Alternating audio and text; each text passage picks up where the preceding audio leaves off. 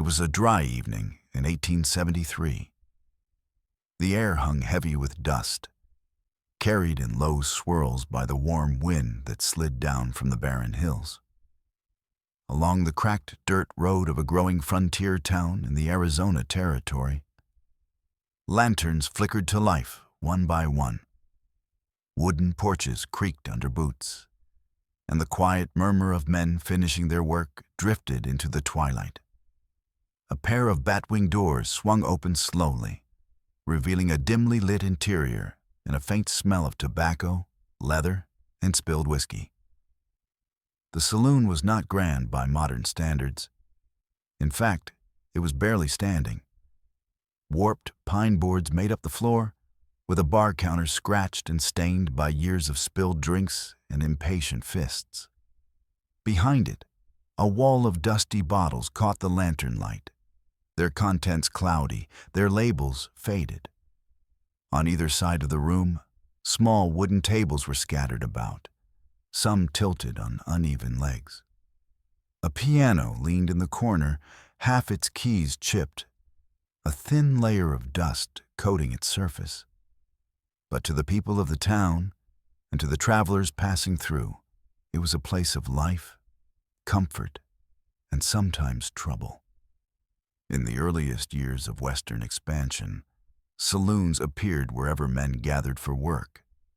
Mining towns, cattle trails, railroad stops, anywhere that could offer hard labor and harder isolation was sure to sprout a saloon before it got a church or schoolhouse.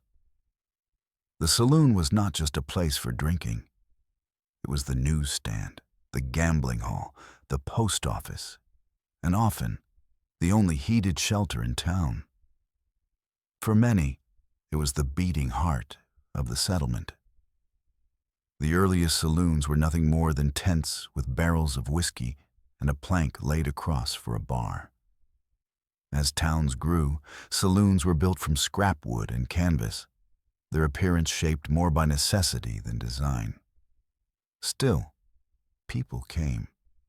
Cowboys fresh from the trail, miners eager to spend their pay, soldiers on leave, and drifters looking for companionship. They all passed through the doors and left part of their stories behind. There was no standard model for a Wild West saloon. Some were cramped one-room shacks, while others sprawled across 2 floors with private rooms, balconies, and even bathhouses. Their owners varied just as widely. Some were former gamblers or retired gunslingers. Others were women who saw opportunity and independence in the lawless frontier. In towns with strict temperance laws, saloons operated quietly behind back doors or underground, always one step ahead of local sheriffs. Stepping inside a saloon during its busiest hours was like stepping into a different world. The din of laughter, clinking glasses, shouted bets, and clattering boots filled the space. Smoke curled upward from pipes and cigars, forming a haze that turned the lantern light into a soft, golden fog. The smell of alcohol mixed with sweat and cooked food. In some places, the odor of wet horses and dust clung to the walls, never fully gone even after a hard scrubbing. Patrons gathered at the bar, ordering drinks that weren't always whiskey. Some preferred gin or rum brought in by wagon or train. Others sipped coffee that had been boiled thick and strong, sometimes with a hint of chicory or molasses. In winter, hot drinks were favored. Spiked ciders or toddies flavored with whatever spices could be found. Ice was a luxury, rare and expensive, often saved for the wealthier customers or the occasional injured traveler needing it for pain relief. Behind the barkeep was more than just a server. He was a peacekeeper, therapist, accountant, and sometimes undertaker. He knew who owed money, who was cheating at cards, and who had a bounty on their head. His shotgun, often kept just out of sight, was as much a tool of the trade as his mugs and bottles. Good barkeeps were respected, even feared, A weak one didn't last long. A smart one hired muscle or struck deals with local gangs to keep the peace. Tables were always full.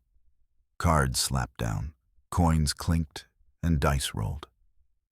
Cheating was expected but dangerous. A lucky hand could make a man a week's wages. A suspicious glance could earn him a bullet. Not all saloons allowed gambling, but most did. It kept men in their seats, kept the drinks flowing, and kept the stories coming. Some saloons were quiet places where tired ranchers dozed with a half-empty mug and a plate of beans. Others were rowdy dens of music and movement, filled with dancing girls, musicians, and the occasional preacher trying to save a soul before he lost his own. There were piano players who hadn't seen a sober day in years, and fiddlers who claimed to have performed for presidents. Most of them played the same songs, over and over, night after night, until the melodies sank into the walls. Saloons also served as places of business. Deals were made over whiskey, land bought, herds sold, elections won and lost. Newspapers might be tacked to a corner post, letters passed hand to hand when the mail stage didn't come. Miners showed off nuggets or schemed their next claim. Travelers found guides, hunters, and horses. Sometimes a man would walk in with nothing and walk out with a job, a woman, or a fight. Not everyone was welcome, of course. Many saloons enforced unwritten rules. Native Americans were often turned away, especially in towns with high tensions or recent skirmishes. Black cowboys and Mexican vaqueros might be allowed in some places, but refused service in others. Women, unless working as entertainers or staff, were rare. Some towns had special saloons only for women, but most kept them at the fringes. Respectable ladies crossed the street to avoid even glancing inside. Still, there were exceptions. There are stories of African American-owned saloons in Kansas, or saloons where all were welcome, as long as they had money to spend and didn't start trouble. In a place where law and order were flexible, rules bent depending on who was watching. The architecture of saloons evolved with the towns they served. As prosperity grew, so did the buildings. Wooden fronts gave way to brick facades. Tin ceilings replaced bare rafters. Mirrors, once rare, were hung behind bars to make rooms seem larger. Gas lamps replaced candles, and some saloons even boasted chandeliers or stained glass. These touches were more about image than comfort. A grand saloon gave a town a sense of pride, and sometimes the illusion of civilization. But no matter how grand or humble, every saloon shared something in common: the promise of escape. For a few hours, a man could forget the long ride, the failed crops, the lost gamble. He could lean on the bar, listen to the music, and imagine himself somewhere else. Sometimes, that was all he needed to make it through another day. And while the Wild West is long gone, echoes of those saloons remain. In old buildings turned tourist traps, in movies that dramatize the past, in barroom songs and cowboy ballads. The real saloons were dirtier, rougher, and far more human than the ones in stories. They were places of contradiction, both welcoming and dangerous, both lively and sad. And they fed not just bodies, but souls worn thin by wind, work, and wandering. Some nights in the saloon passed in a slow, rhythmic way, the way a river winds lazily around stones. Conversations took on a quiet, humming tone. Cards were dealt with care, drinks poured without hurry. The piano might be silent, or a single player might tap out a gentle waltz that barely rose above the crackle of the lanterns. The barkeep polished glasses with a rag that had seen better days, while old-timers leaned back in chairs, staring into their drinks as if they held all the answers the frontier had refused to give. Outside, the night went on. Coyotes howled from far-off hills. Horses nickered and shifted at hitching posts. But inside, the saloon glowed like a small, warm pocket of life in a vast and indifferent wilderness. The rough wooden walls absorbed the day's frustrations and echoed back the little joys. A good hand of poker, a shared laugh, a story told for the third or fourth time. If you watched closely, you could see how the saloon revealed what the frontier really was. Not just a place of danger or adventure, but a place of endurance. People didn't come west to live like legends. They came to survive. And in the saloon, they found pieces of the life they missed: food, comfort, companionship, even routine. For all its grit and grime, the saloon offered a taste of home, or something like it. The floors were usually covered with a mix of sawdust and mud, tracked in by boots that had traveled miles. The sawdust wasn't for decoration. It soaked up spilled drinks, blood, and whatever else landed on the floor during a rowdy night. It made cleanup easier, if cleanup ever happened. The scent of it mixed with the smoke and sweat, creating a smell that was oddly specific to Western saloons. Patrons might have grown used to it, but a newcomer stepping through the doors would wrinkle their nose and pause before fully committing to enter. The tables, worn and carved with initials or the odd knife groove, bore witness to hundreds of evenings. At one table, a group of ranch hands might be playing cards in silence, each man keeping half an eye on the others. At another, a pair of drummers, traveling salesmen, exchanged jokes and passed a flask under the table. In the back, under the dimmest lamp, a miner counted small gold nuggets with a nervous energy, casting glances toward the bar. Music was unpredictable. In some saloons, the music came from a dusty, upright piano, slightly out of tune but played with spirit. Other places hired fiddlers, banjo players, or accordionists. In larger towns, a full band might set up in a corner on weekends, turning the room into a dance hall. But even when the musician stopped playing, someone was always humming. A cowboy, half asleep with his hat pulled low, might mutter a half-remembered lullaby from his childhood. A woman wiping down tables might sing softly to herself in Spanish or Swedish or English. Not every customer came for the drinks. Some came just to sit, to be surrounded by life. In towns where winters were long and cold, the saloon was one of the few places open and warm. You could nurse a drink for hours, as long as you didn't cause trouble. Sometimes, the barkeep would nod silently and slide over a plate of stew or a mug of hot coffee. No charge. The unspoken agreement was simple. Keep quiet, keep warm, and come back when you had money. On better nights, saloons hosted celebrations. A wedding, a birth, even the arrival of the telegraph wire could be cause for joy. Townspeople gathered, laughed louder, danced longer. Barrels of beer were rolled out. Extra candles were lit. Stories grew bolder, more exaggerated as the night went on. Strangers became friends. Rivals shared drinks. For a few hours, the hardships of frontier life faded under the golden haze of liquor and light. But other nights were less kind. Fights broke out over cheating, over insults, over nothing at all. A man too drunk might shout at a mirror, thinking it was someone else. Knives flashed, guns were drawn. Most towns had a man with a badge, but justice was often served by whoever had the quicker draw.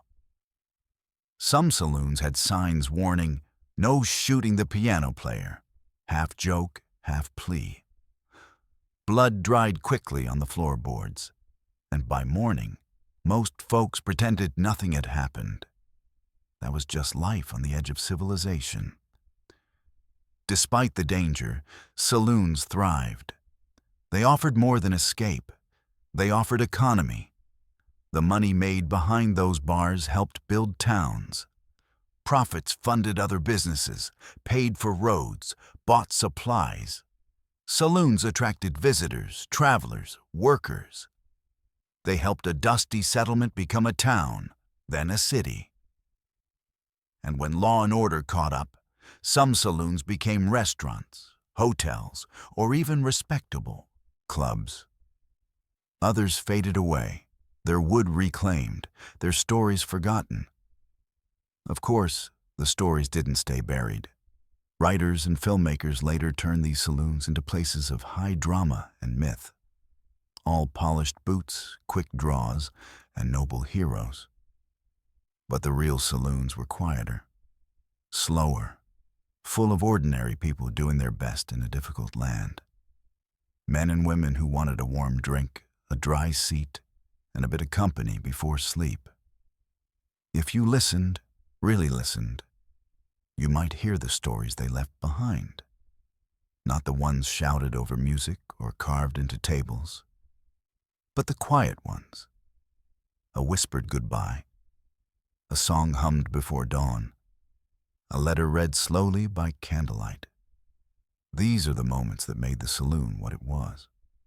Not just a place to drink, but a place to feel less alone.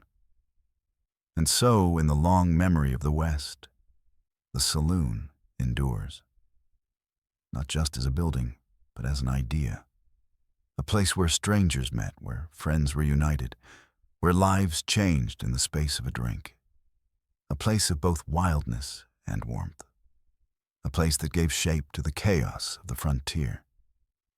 Even now, if you walk down the quiet main street of a ghost town, where the wind moves through broken shutters and weeds grow between the boards, you might still hear the faint echo of a piano, the creak of a chair, the clink of glass. The saloon is empty, but never truly silent. If you walked into a saloon in the American West in the late 1800s, chances are you weren't just looking for a drink. You might have been on the trail for days, the dust caked to your skin, your stomach aching with hunger, your hands raw from the rains. The soft light of the saloon, the smell of wood smoke and grease, and the promise of a hot meal could be more tempting than the whiskey behind the bar. Food in saloons was rarely fancy, but for a weary traveler, it didn't need to be. It just had to be warm, filling, and relatively safe to eat. In the days before refrigeration, before trucks brought in fresh produce from distant farms, before grocery stores or canned goods were common, every bite had to be earned, transported, preserved, or hunted. What ended up on your plate said more about survival than style.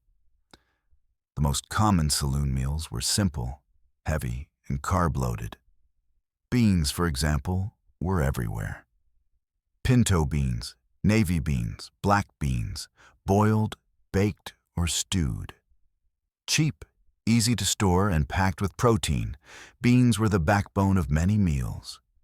They could be cooked in big iron pots over open flames, sometimes flavored with a bit of salt pork or whatever spices the cook had on hand. Often, beans were left on the stove all day, thickening and darkening as they simmered, absorbing smoke and fat until they were more stew than soup.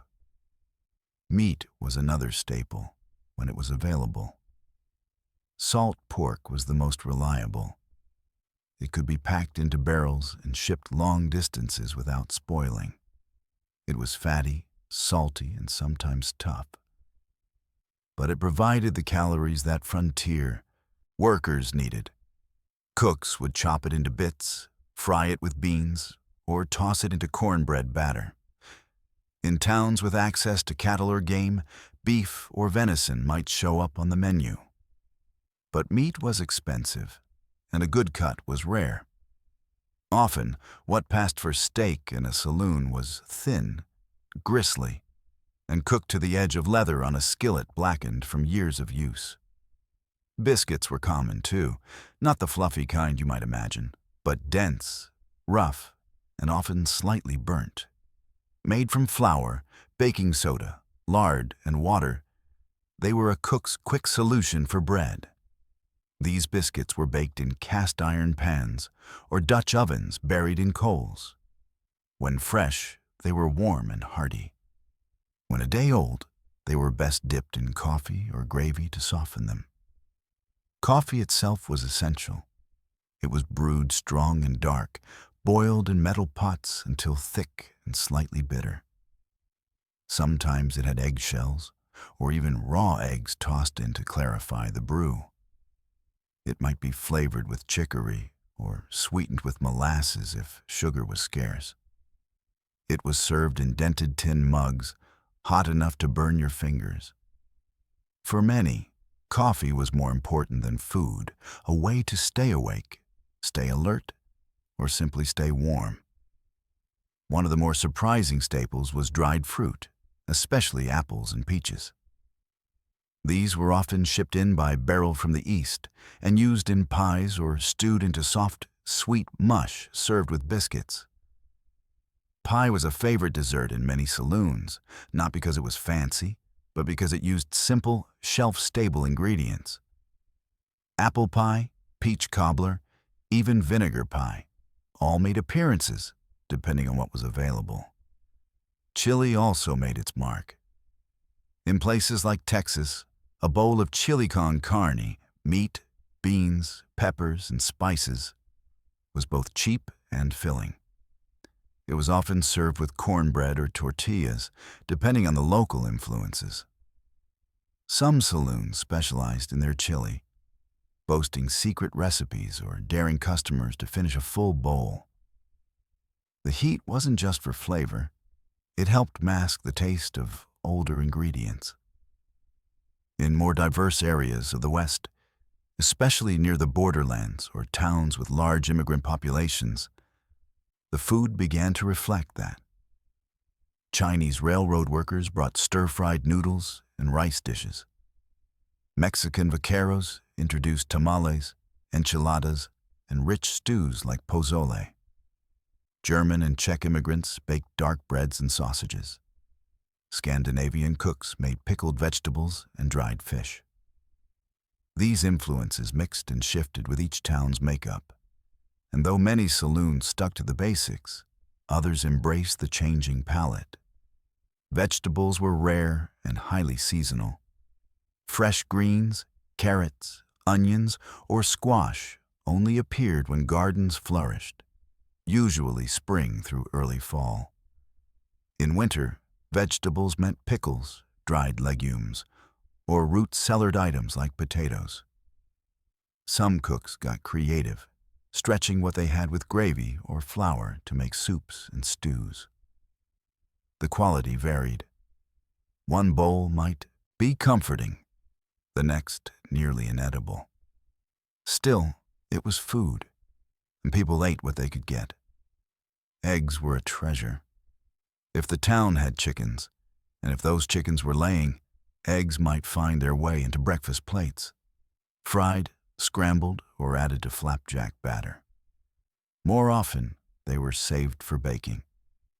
Butter was harder to come by, and when available was often kept for paying customers or the occasional luxury. Lard was more common, used to fry or grease pans, or to keep dough from sticking. Fish, surprisingly, appeared in certain areas. In towns near rivers or lakes, trout or catfish might be caught and cooked fresh. But without ice or preservation, fish had to be eaten quickly. In saloons near the coasts, salted cod or smoked fish might turn up. The flavor was strong, the texture chewy. But for those who missed the taste of the sea, it was a welcome change. And then there were the strange combinations. Beans with molasses, cornbread soaked in milk, coffee poured over bread, pickles served with every meal, fried potatoes with every breakfast, even if the potatoes were half rotten and sprouting. People made do. Cooks adapted, and saloon owners, knowing that a full stomach meant a slower drunk, tried their best to offer meals that kept customers seated longer and ordering more drinks. Menus were rarely printed. Instead, meals were announced by word of mouth or written in chalk on a board. Some saloons served food only at certain times of day, a morning plate, a noon meal, and an evening supper. Others offered food all day, as long as there was something in the pot. Prices ranged from a few cents to $1, depending on the quality and the town's prosperity. For $1, you might get a full meal, drink included. For 10 cents, you might just get beans and bread. Service was fast, impersonal, and efficient. Plates were metal or tin, cups often dented and mismatched. You might sit at a table with strangers or eat standing at the bar. You might get a fork, or you might be expected to use your fingers. Complaints were rare, not because people were always satisfied, but because the cook was often the toughest person in the building. Arguing could mean going hungry, or worse, going outside with a bruised ego and a sore jaw. Still, the food did its job. It warmed hands, filled bellies, and brought comfort in a land that often gave little. Even the worst meals were remembered with fondness later. A bowl of greasy beans eaten next to a stranger who would become a lifelong friend. A burnt biscuit shared with a passing traveler who told stories of Colorado gold. A slice of pie served just before a storm rolled in and kept the whole town huddled in the saloon for 2 days. These were the moments that made the food memorable. Not the taste, not the presentation, but the people and the place. And in the end, that's what food in the Wild West was really about. Not just sustenance, but survival and connection. Behind the swinging doors, past the bar and the tables, beyond the smoke and clatter of boots, was a different world. The kitchen. Cramped, hot, and smoky, it wasn't a place most customers ever saw. But it was the source of everything warm that came to their plates, from bubbling beans to tough-skinned biscuits. And like the saloons themselves, these kitchens were built not for style, but for survival. Most saloon kitchens weren't much more than a corner walled off with wood or canvas, sheltering a large cast-iron stove or open hearth. There were few luxuries. Firewood was stacked nearby, pans hung from nails hammered into beams, and every surface bore the marks of hundreds of meals. Scorch rings, knife gouges, smudges of grease. The air was thick with the smell of frying fat and ash. In the cold months, the heat from the stove was a blessing. In the summer, it turned the room into a furnace. The people who cooked in these spaces came from every walk of life. Sometimes, it was the saloon keeper's wife or daughter, working quietly and steadily from before sunrise until long after dark. Other times, it was a hired cook, often a woman, sometimes a man, occasionally a former miner or trail cook, who preferred the rhythm of a stove to the chaos of cattle drives. In some towns, the cooks were immigrants, Chinese, Mexican, German, Irish. They brought with them flavors and techniques that gradually shaped what saloon food could be. These cooks worked with whatever they could find. There were no delivery trucks, no overnight shipments, no freezers humming in the corner. Food had to be sourced locally or arrive on the same wagons that carried mail and tools. In farming towns, saloons bought directly from nearby homesteads, fresh eggs, vegetables, flour, and milk when it was available. In mining camps or desert outposts, Supplies came by train or stagecoach and often arrived in cans, sacks, or barrels. Season dictated everything. In the spring, fresh greens and wild herbs might appear. In the summer, tomatoes, squash, and onions could be gathered from small gardens or traded at market. Autumn brought root vegetables, pumpkins, and dried beans. In winter, the kitchen became a place of improvisation. Potatoes and onions stored in cellars were stretched as far as they could go. Meat was salted, pickled, or dried.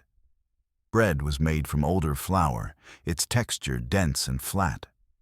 Nothing was wasted. Bones were boiled for broth. Leftover beans were mashed and fried. Stale bread became stuffing or thickened stew. Grease was saved to cook again. Even the water used to boil eggs or potatoes was reused to clean dishes or start dough.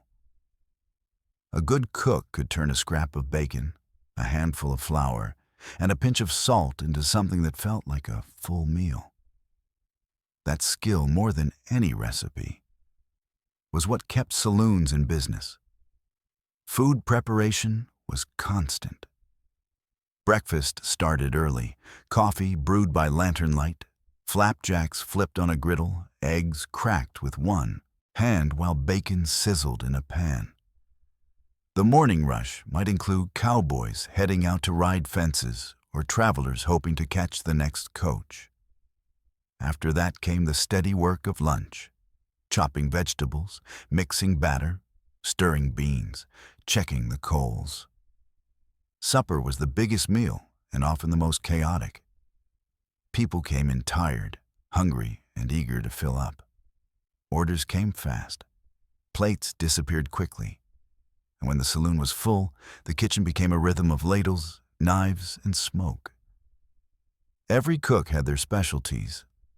One might be known for flaky pies with sweet dried apples, spiced just right.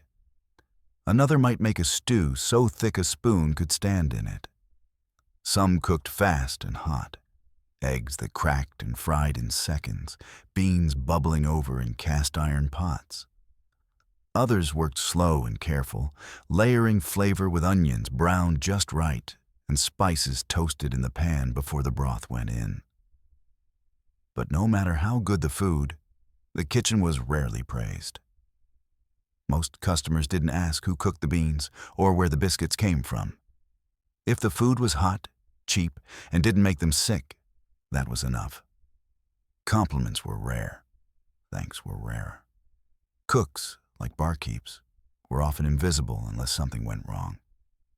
And yet, without them, the saloon would have been just a place to drink and leave. Food made it a place to stay. In some towns, the cooks were legends. Stories spread about a woman who made chili so hot it knocked a man off his stool, or a man who could carve a rabbit in seconds and fry it to golden perfection. These tales were told with laughter, sometimes exaggeration, but always respect. Because in a world where comfort was hard to find, a good meal mattered. It meant something. Even bad meals had their place. Cold beans, burnt biscuits, stringy meat. People remembered them, told stories about them, joked about them for years. Worst stew I ever had, someone might say. But I was so hungry I licked the bowl. These shared experiences helped form the identity of the town. Who had the best pie, who charged too much, who once served chicken that wasn't quite chicken. Over time, these details became part of the folklore. As towns grew, so did the complexity of the saloon kitchen. New equipment arrived: meat grinders, ice boxes, better stoves. Some saloons expanded into full restaurants, hiring additional staff, printing menus, offering choices. Travelers began to compare one town's saloon fare to another's. Reviewers, amateur or otherwise, wrote opinions in letters or newspapers. Best cornbread west of Dodge, someone might write, or avoid the stew in Silver City at all costs. But even then, the soul of saloon food remained unchanged. It was food made under pressure, served to strangers, eaten fast and remembered slow. It wasn't elegant or refined, but it was honest. It told the story of the land, what it could grow, what it could hunt, what it could spare. And it told the story of the people, those who came west chasing dreams, carrying recipes in their heads and hope in their hearts. Late at night, when the saloon was quiet and the last drink had been poured, the kitchen was often the last place with a light still burning. A cook stirred the final pot of beans, wiped down the counter, folded the cloth over tomorrow's bread dough. The fire glowed low, and the scent of fat and flour lingered in the walls. Outside, the night stretched wide and dark. But inside, in the warmth of the kitchen, something survived. A little comfort, a little care. A reminder that, even in the wildest places, someone was always tending the fire. In the popular imagination, the saloons of the Old West served one drink and one drink only: whiskey. The image is as iconic as a cowboy hat or a six-shooter, a dusty bottle, a heavy hand, a shot glass slammed onto the bar. But the reality was more complex. Behind the bar, beneath the bluster, there was a wide and evolving variety of drinks, each with its own purpose, its own story, and its own audience. Whiskey did dominate, of course. It was cheap, strong, and widely available. But the kind of whiskey served in early Western saloons bore little resemblance to the amber-hued spirit we know today. It was often raw and harsh, distilled hastily or diluted with water, tobacco juice, turpentine, or even kerosene to stretch the barrel. It burned going down and lingered in the chest, more medicine than pleasure. Some customers called it rot gut, and with good reason. Drinking it was as much an act of courage as indulgence. Still, people drank it. They drank to forget long days, to ease the pain of cold nights, to celebrate, to mourn, to pass the time. One shot became two, then three. Conversations grew louder. The bar became a place of confession, storytelling, and sometimes violence. But not everyone wanted whiskey, and saloons, ever practical, adjusted their offerings accordingly. Beer was another favorite, especially in towns with large German or Central European populations. In the early days, it was often served warm or at room temperature, since refrigeration was a luxury few saloons could afford. Kegs arrived by wagon or train, rolling across hundreds of miles to reach remote outposts.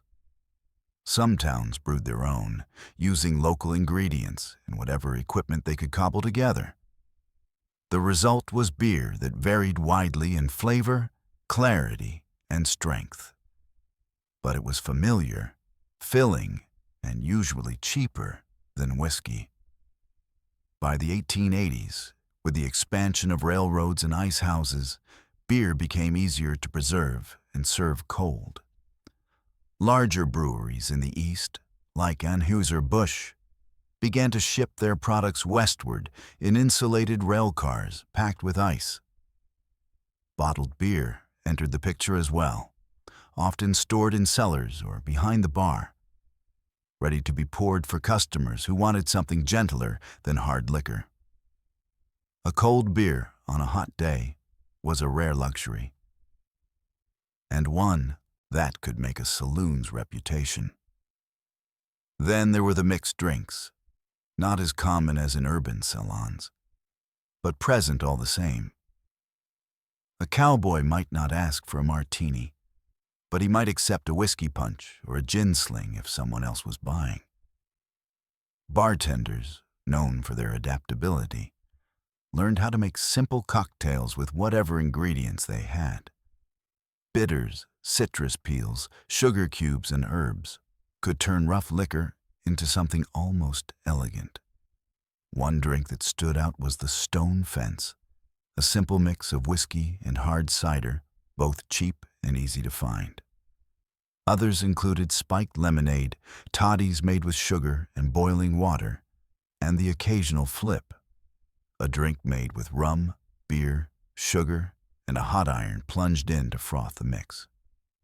These concoctions were both warming and energizing, perfect for long nights and colder seasons. Coffee, often overlooked, was as vital as alcohol in many saloons.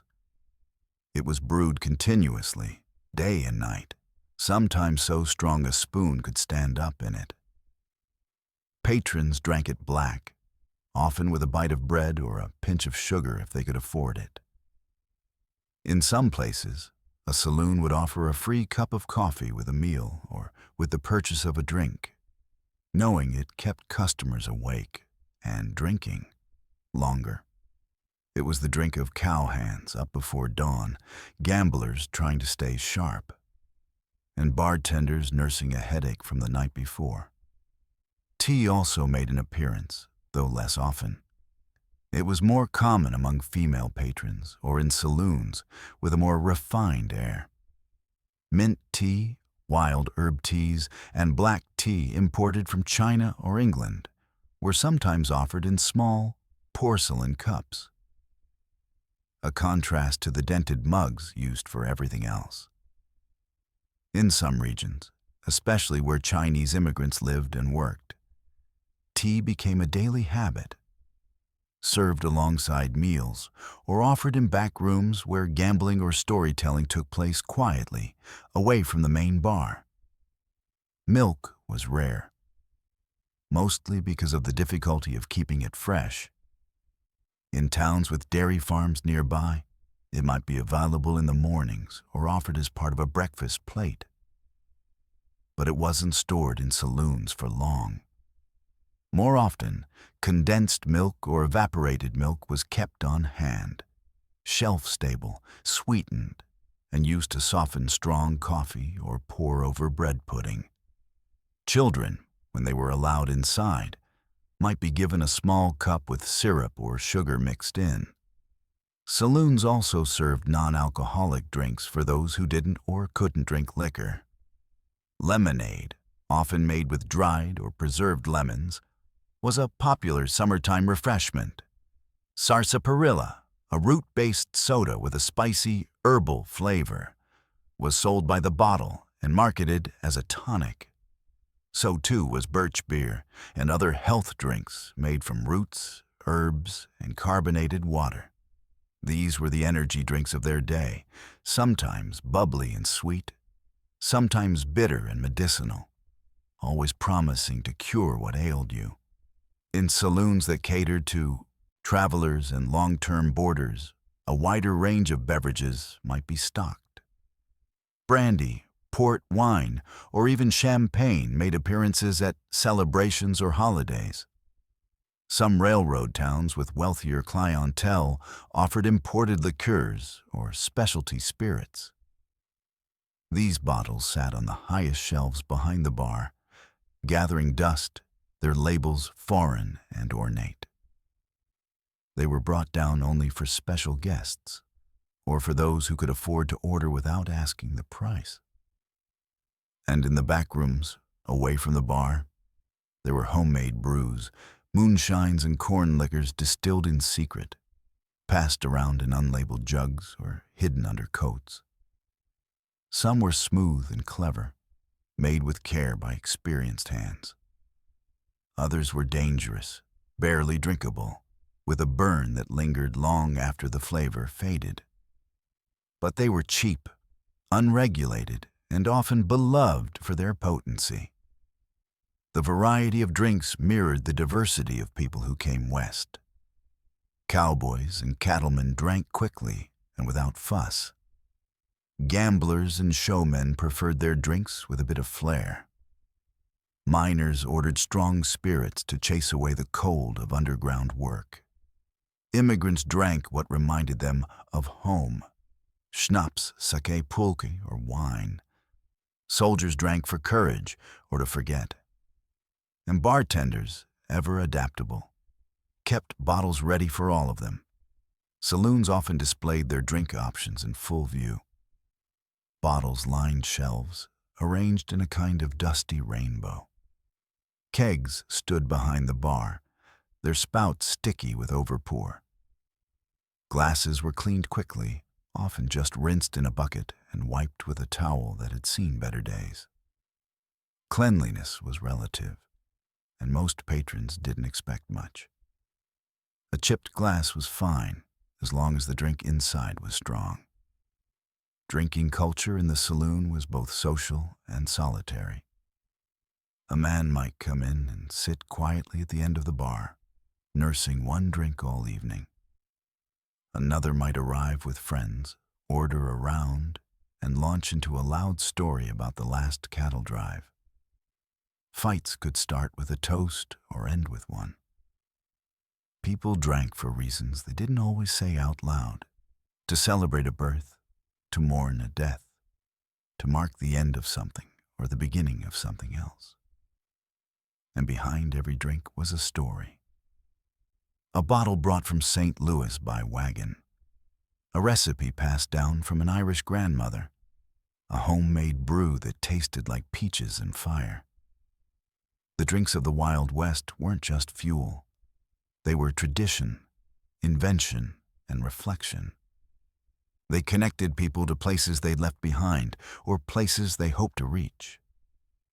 Behind the bar stood the unsung master of the saloon, the bartender. Neither just a server nor merely a witness. He was a figure of quiet authority, someone who knew more than he ever said. He poured the drinks, handled the money, broke up fights, kept secrets. In many towns, the bartender was second only to the sheriff in terms of local influence. And sometimes, he was both. Most bartenders weren't flashy. They didn't juggle bottles or wear polished uniforms. They wore work shirts and stained aprons. Their hands were scarred from years of work, and their eyes had seen more than they let on. They didn't smile unless they meant it. And when they spoke, people listened. A good bartender didn't need a gun behind the counter. But many kept one anyway, hidden just beneath the bar, loaded and ready. The way drinks were served varied. Whiskey might be poured into a thick-bottomed glass or a chipped mug. Bottled beer was sometimes shared between two people, passed back and forth without concern for etiquette. There were no paper napkins or coasters. Spills were wiped with the sleeve or ignored entirely. When a drink was placed on the bar, it was understood to be final. No substitutions, no complaints. Payment was straightforward. Most drinks cost between 5 and 25 cents, depending on the town, the year, and the availability of the liquor. Some customers paid in coins, others in gold dust or nuggets weighed on a small scale kept behind the bar.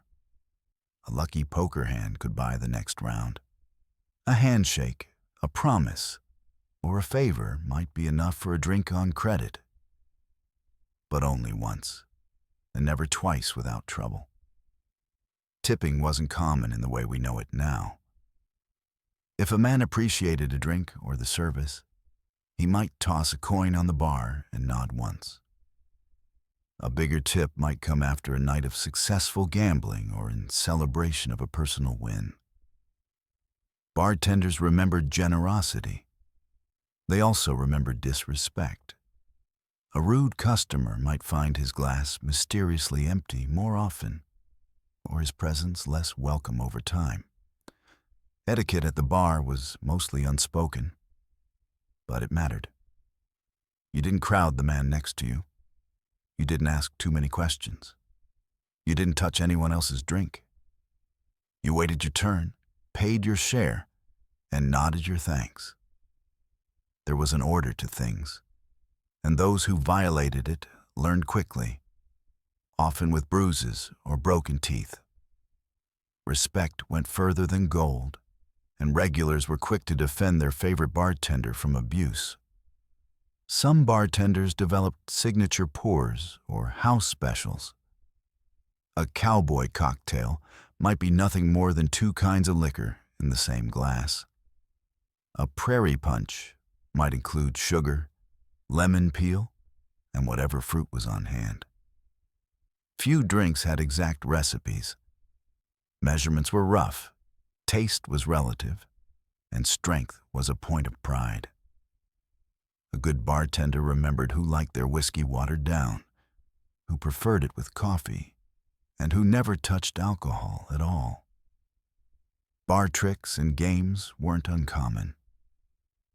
A bartender might bet a man he couldn't drink 5 shots without flinching, or challenge him to balance a glass on his head while reciting a tongue twister.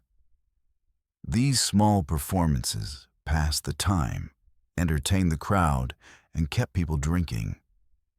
Some bars offered tokens or chips for bulk purchases, 5 drinks for the price of 4, payable in advance, no refunds. In larger towns, bartenders trained apprentices. A young man might start by sweeping the floors, washing glasses, and refilling the lamps. If he proved trustworthy, he'd be taught how to measure out shots, restock shelves, and mix basic drinks. Eventually, he might inherit a shift or be trusted to manage the bar alone for a few hours. The transition from helper to bartender was gradual, but deeply respected. It meant joining a quiet fraternity of men who stood between chaos and order. Not every bartender was male. In certain regions, especially in the Pacific Northwest and parts of Texas, women ran saloons, worked behind the bar, and even trained staff. These women often held dual roles: business owners, cooks, barkeeps. They knew how to handle a drunk, balance a ledger, and settle an argument with nothing more than a glance. They weren't often included in history books, but they were pillars of the towns they served. Strange drinks appeared from time to time, depending on who came through town. Absinthe, sometimes smuggled in from France, was poured with ceremony and caution. Mulled wine might be served during holidays, spiced with cloves and cinnamon. In coastal towns, rum punches with citrus and cane sugar were poured for sailors. In mining camps, rough brandy might be mixed with quinine to fight off fever. Or so people claimed. Some bartenders made their own bitters and flavorings, infusing roots, herbs, and spices in jars tucked away under the bar. These mixtures were used in cocktails, remedies, or sold as patent medicine. A bartender with a talent for tinctures could double as a town's unofficial doctor, offering drops of this or that for stomach aches, sleeplessness, or even heartbreak. At closing time, if a saloon ever truly closed, the bartender was usually the last person awake. He checked the lock, counted the till, swept the floor, wiped the bar one last time. The room was quiet, chairs tipped up, the last candle flickering low. Outside, the wind howled across the plains, the town silent and still. But inside the saloon, the scent of old drinks, wood smoke, and secrets lingered. These were the keepers of the saloon's heart. They didn't tell all they saw. They didn't judge what they heard. They poured, listened, cleaned, and stayed. And when morning came, they'd light the lamps again, restock the bottles, and prepare for another long day on the edge of the world, where every drink had a story, and every story began with a glass. In the stories passed down about the Wild West, women often appear on the fringes, walking down dusty streets in long skirts, waving from porches, or mentioned only in passing as someone's wife or mother. But the real West was never just a man's world, and nowhere was this more quietly true than in the saloon.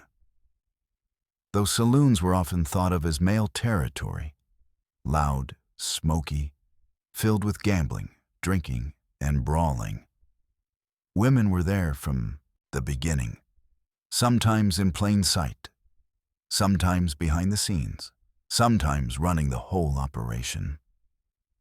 Their roles were as varied and complex as the West itself. In many frontier towns, women in saloons worked as entertainers.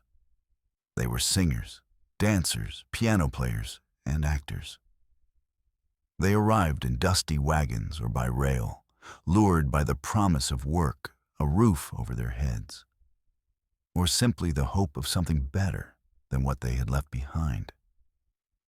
They learned the rhythms of the bar, the mood of the crowd, the importance of timing. A well-placed song or a clever joke could calm tensions, reset the tone, or keep men drinking for another hour. Some women performed alone, others as part of traveling troupes. They wore dresses that shimmered in low lamplight, with fringe that moved with each step. Their songs ranged from traditional ballads to bawdy, fast-paced numbers. They danced in small spaces, balancing on worn floorboards or makeshift stages. They adjusted to broken pianos, missing chords, and drunk patrons. But they kept going, night after night, because they had to. Tips were their livelihood. Applause was rare, respect even rarer. Still, they built reputations, not just for beauty or talent, but for resilience. Some stayed in one town for years, becoming familiar faces, their names whispered with admiration. Others drifted from place to place, never settling long enough to be remembered. Many worked under stage names, leaving their real identities behind when they left the East or crossed state lines. It gave them freedom and protection. Behind the curtain of entertainment was another layer, the barmaids and hostesses. They poured drinks, cleared tables, laughed at jokes they'd heard 100 times. They weren't just hired for looks. A good barmaid needed sharp eyes, quick hands, and a strong voice. She had to know when to diffuse a fight, when to call the bartender, and when to simply disappear into the crowd. Some worked under contracts, others for room and board. The work was hard, the hours long, and the dangers real. And yet, many women chose it willingly. It gave them independence, wages of their own, and the ability to travel. For some, the saloon was a step up from harder labor. For others, it was a refuge after loss or escape. They formed networks, watching out for one another, warning of dangerous men, sharing tips about safer towns or better employers. These informal sisterhoods helped them survive where rules were few and laws weakly enforced. There were also women who owned saloons outright. Some inherited them from husbands or brothers, others built them from nothing. These women had to be tough, savvy, and willing to stand toe-to-toe with their male counterparts. They managed supplies, negotiated with suppliers, hired and fired staff. They dealt with lawmen, tax collectors, and rival business owners. In some towns, they were admired. In others, they were merely tolerated. But they existed, quietly rewriting the myth of the West with each day. They kept the doors open. One such woman might begin her day before dawn, inspecting the kitchen, counting the till, checking on shipments. By mid-morning, she was organizing meals, checking inventory, and settling disputes among workers. In the evening, she greeted patrons, kept an eye on the bar, stepped in when needed, and long after the last drunk had stumbled out, she sat at her desk, reviewing ledgers by lamplight. Her work never stopped.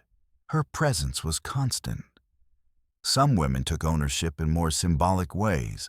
They didn't sign the deeds, but they ran the floor. They held sway over customers, charmed them, guided them, protected their fellow workers. In this world, power didn't always come from paperwork.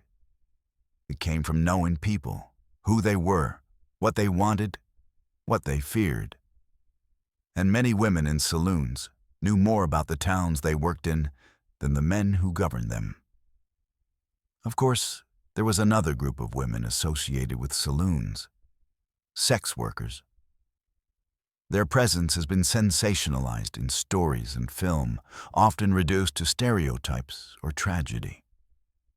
But like everything in the West, their lives were more complicated. Some worked under the same roof as the saloon, in rooms upstairs or in side buildings. Others operated independently. Their reasons for entering the trade varied: poverty, coercion, lack of options, or choice. Some formed deep bonds with coworkers, shared profits, protected one another. Others faced isolation, violence, or exploitation. Still, it's important not to paint all women in saloons with the same brush. Many never sold sex. Many were fiercely protective of their reputations. Some carried weapons, some wrote poetry, some married well. Others never married at all. They lived lives that didn't fit neatly into any box, defying both Victorian expectations and modern assumptions. They were complex, and they were real. Women in saloons also served as information brokers. They heard things, they remembered faces, tracked who came and went. Lawmen, gamblers, merchants, outlaws, all passed through, all spoke loosely after a drink or two. A woman behind the bar might know more about a town's future than its mayor. Some women kept journals. Some passed tips to sheriffs. Some simply watched and remembered. And when trouble came, they often knew it was coming before anyone else did. The presence of women changed the saloon. It softened its edges, complicated its rhythms, made it more than just a space for drinking and gambling. Their laughter, their songs, their footsteps on wooden floors gave the building a kind of humanity it might otherwise lack. They reminded the men inside, often hardened by travel, labor, or loss, of home, of beauty, of something worth holding on to. And at the same time, they reminded the West that strength didn't always look like a gun or a fist. Sometimes it looked like a woman walking into a room full of men, holding her head high, ready to work, to sing, to fight if she had to. These were not background characters. They were not ornaments. They were part of the pulse of the frontier. As the West expanded and saloons multiplied, stories of remarkable women began to spread alongside tales of outlaws and gunfighters. They didn't always make the headlines, but they left impressions on the towns they helped build through grit, cunning, and an unshakable presence behind the bar or on the saloon floor. Each one shaped her own corner of the frontier. And though their names have faded from most history books, they were known in their time. There was the widow who inherited her husband's failing saloon in a mountain mining town. At first, the locals assumed she'd sell it, pack up, and return east. But she didn't. She kept it running, learned the business, hired cooks, and made quiet deals with miners to supply her with food and wood in exchange for credit. She refused to serve anyone who came in drunk or armed. Slowly, her saloon became known not just for safety, but for decency. Some nights, she played the piano herself, old waltzes drifting into the cold night. Men came not just to drink, but to listen, and to be reminded that life still held quiet moments. In another town, there was a woman who had once performed in traveling shows back east. She arrived in Kansas with nothing but a trunk full of costumes and a box of songs. She started by singing in saloons, but she watched closely how the drinks were poured, how the money changed hands. how the men reacted when the barkeep spoke too softly or too loudly. Within a year, she opened her own place, just a block off the main road. It had velvet curtains, polished floors, and menus printed by hand. But more than that, it had rules. No brawling, no cheating at cards, and no bothering the entertainers. Her staff was loyal, and so were her patrons. In time, her saloon became a place people brought guests from out of town, a rare thing on the frontier. Some women never owned property but ran everything anyway. They were the managers, the floor bosses, the quiet organizers who kept the saloon humming. They tracked inventory in their heads, remembered birthdays and grudges, paid performers on time, and kept a little money hidden in case someone had to escape in the night. They knew who was behind on debts, who was sweet on whom, and when a storm was coming long before the first clouds appeared. These women built reputations based on competence, not charm. And in towns where lawmen changed monthly, they were the ones people turned to when something went missing or someone got hurt. Others worked quietly in the kitchens. They rarely stepped out onto the floor, but their food brought in regulars. They cooked through illness, through grief, through shortages. Some carried children on their hips while stirring beans. Some slept in the back rooms, waking before dawn to bake bread or peel potatoes. Their names might not have appeared on signs, but their presence filled the saloon with warmth, the kind that couldn't be poured from a bottle. And then there were the women who drifted in and out of the saloon world, neither tied to one job nor one town. They came with stories, and sometimes left with secrets. Some arrived dressed as men, hoping to pass unnoticed until they found work or safety. Others were openly bold, gamblers, trick riders, hustlers, or healers. They played cards, told fortunes, and knew how to patch up a bullet wound with nothing more than a sewing kit and a bottle of whiskey. The saloon gave them a stage, or a shelter, or a place to blend in. Sometimes all three. Many of these women lived hard lives. The work was exhausting. The threats were real. Jealous customers, unwanted advances, illness and poverty loomed constantly. And yet, they found ways to endure. They leaned on each other, sent coded letters, kept stashes of money in floorboards or hidden under loose stones. They made pacts, watched each other's children, taught newcomers what to avoid. And sometimes they simply stood still and listened, letting someone cry or confess, knowing when to speak and when not to. Not every story ended well. Some women vanished without a trace. Some were buried in unmarked graves. Others were remembered in rumors, their legacies tangled in half-truths. But many endured. They outlived the saloons they worked in. They moved on to own boarding houses, open stores, or start families. Some wrote letters that would later be discovered in trunks or attics, filled with memories of saloon life, its rhythms, its dangers, its small victories. One such letter, written in a steady hand on worn paper, described a saloon in Colorado where the writer had worked for 6 years. She wrote of the wind in the rafters during winter, the way the stove crackled when the snow piled high, and the piano keys that stuck on humid nights. She described regulars, a miner who whistled before speaking, a teacher who always ordered lemonade, a cowboy who left behind a scarf and never came back. She wrote not with bitterness, but with care. And when she ended the letter, she wrote one final line. There were harder places, and there were quieter ones, but no place was ever more alive. That sense of aliveness was what women brought to the saloon. They gave it contrast, light where there was dark, elegance where there was roughness, kindness where there was chaos. They weren't just witnesses to the frontier. They were part of its soul. The saloon was never just a place to drink. It was a place where music was played, where dances were learned, where people whispered dreams they dared not speak anywhere else. And women, strong, quiet, fierce, funny, tired, brave women, were there in the thick of it, not just standing at the edge, but holding up the roof.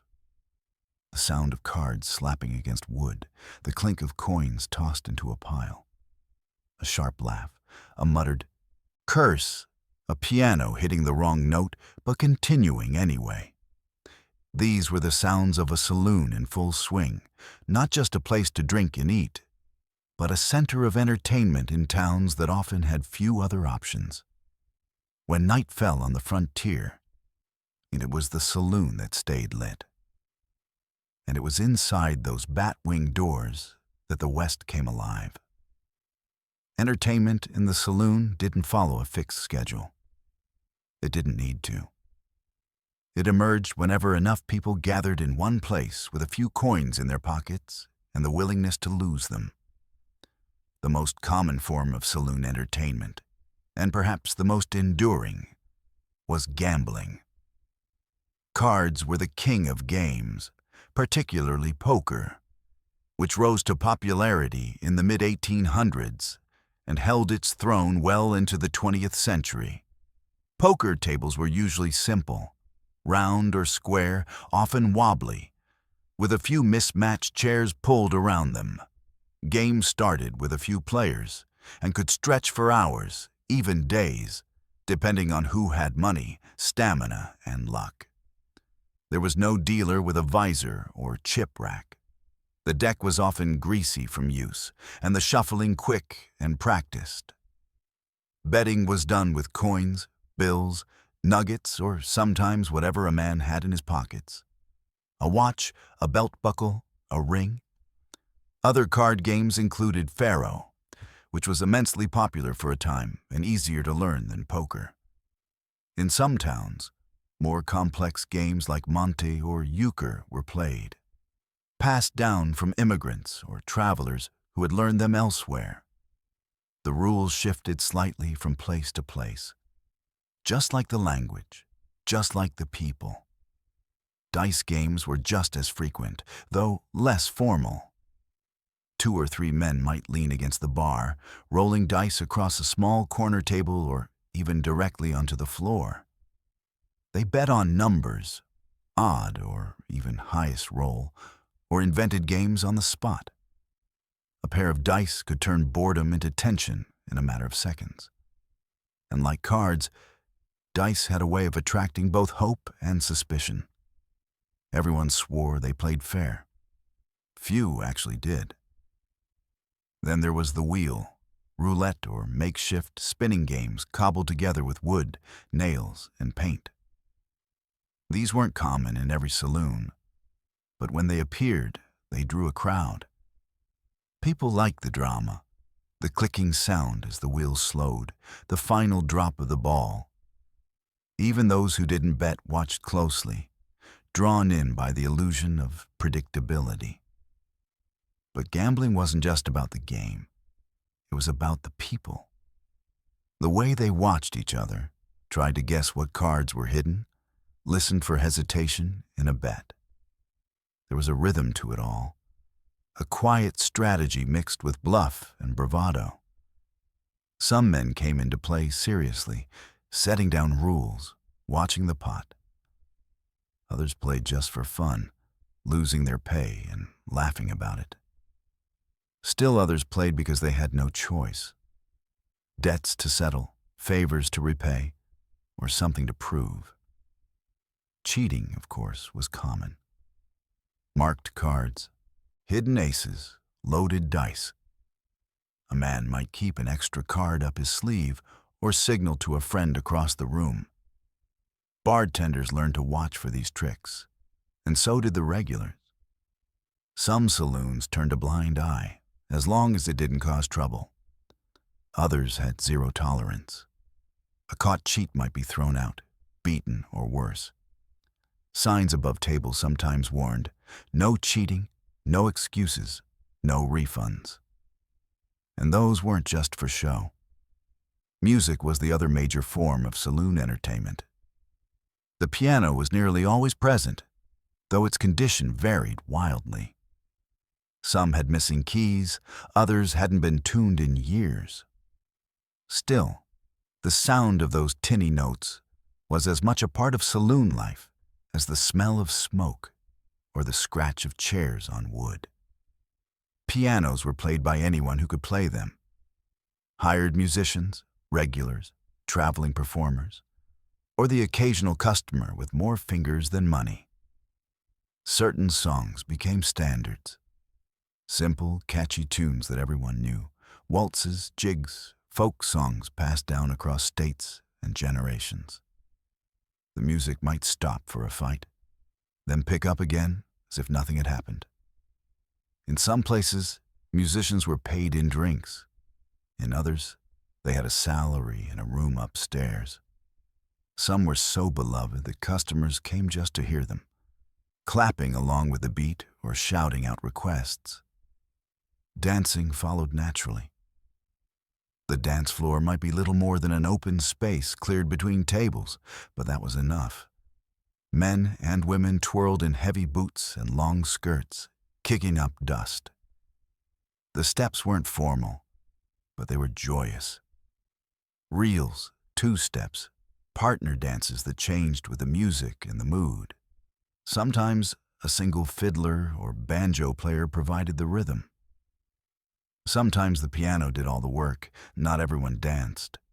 Some watched from the bar, quietly sipping drinks. Others clapped or stomped along, joining the fun in their own way.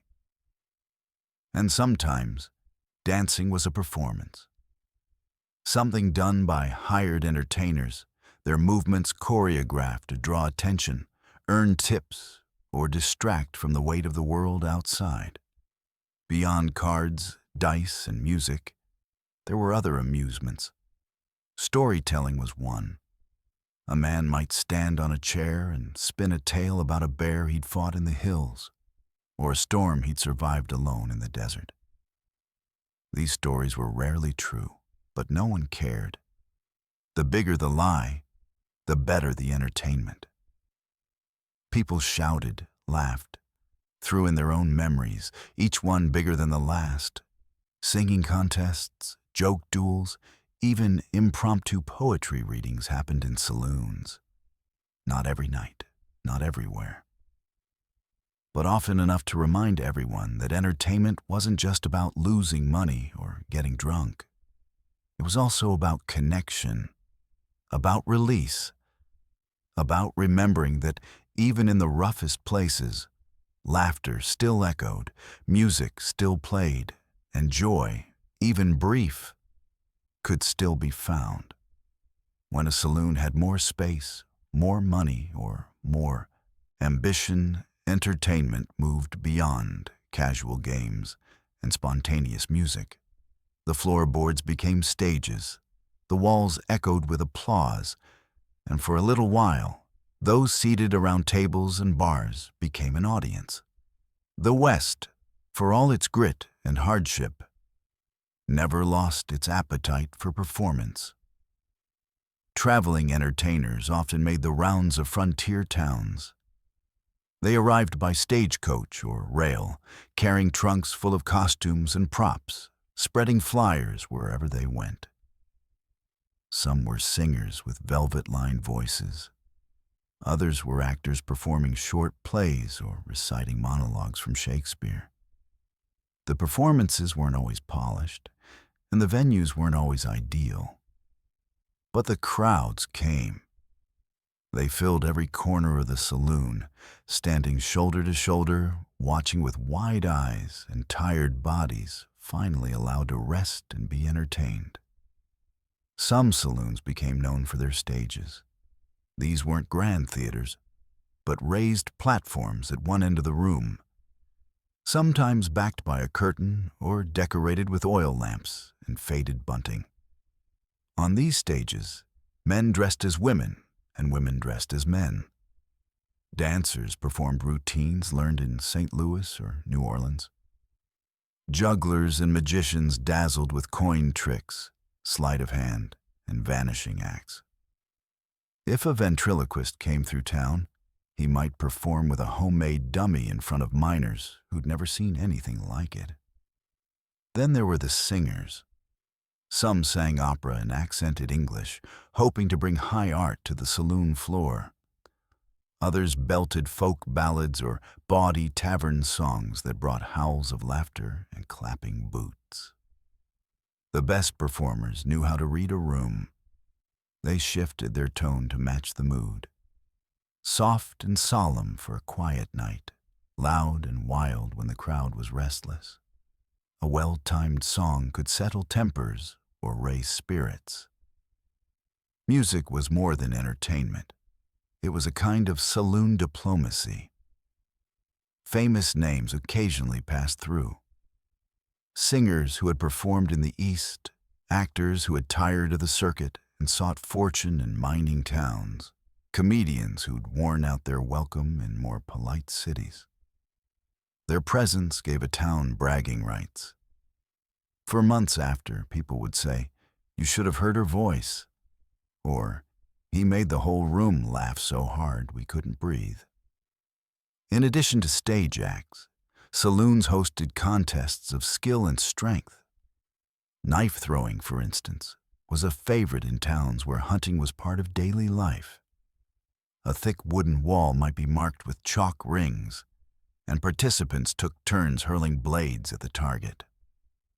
Bets were placed, and the crowd kept score, cheering or jeering with each throw. The atmosphere was part county fair, part backroom wager, and entirely chaotic when drinks were involved.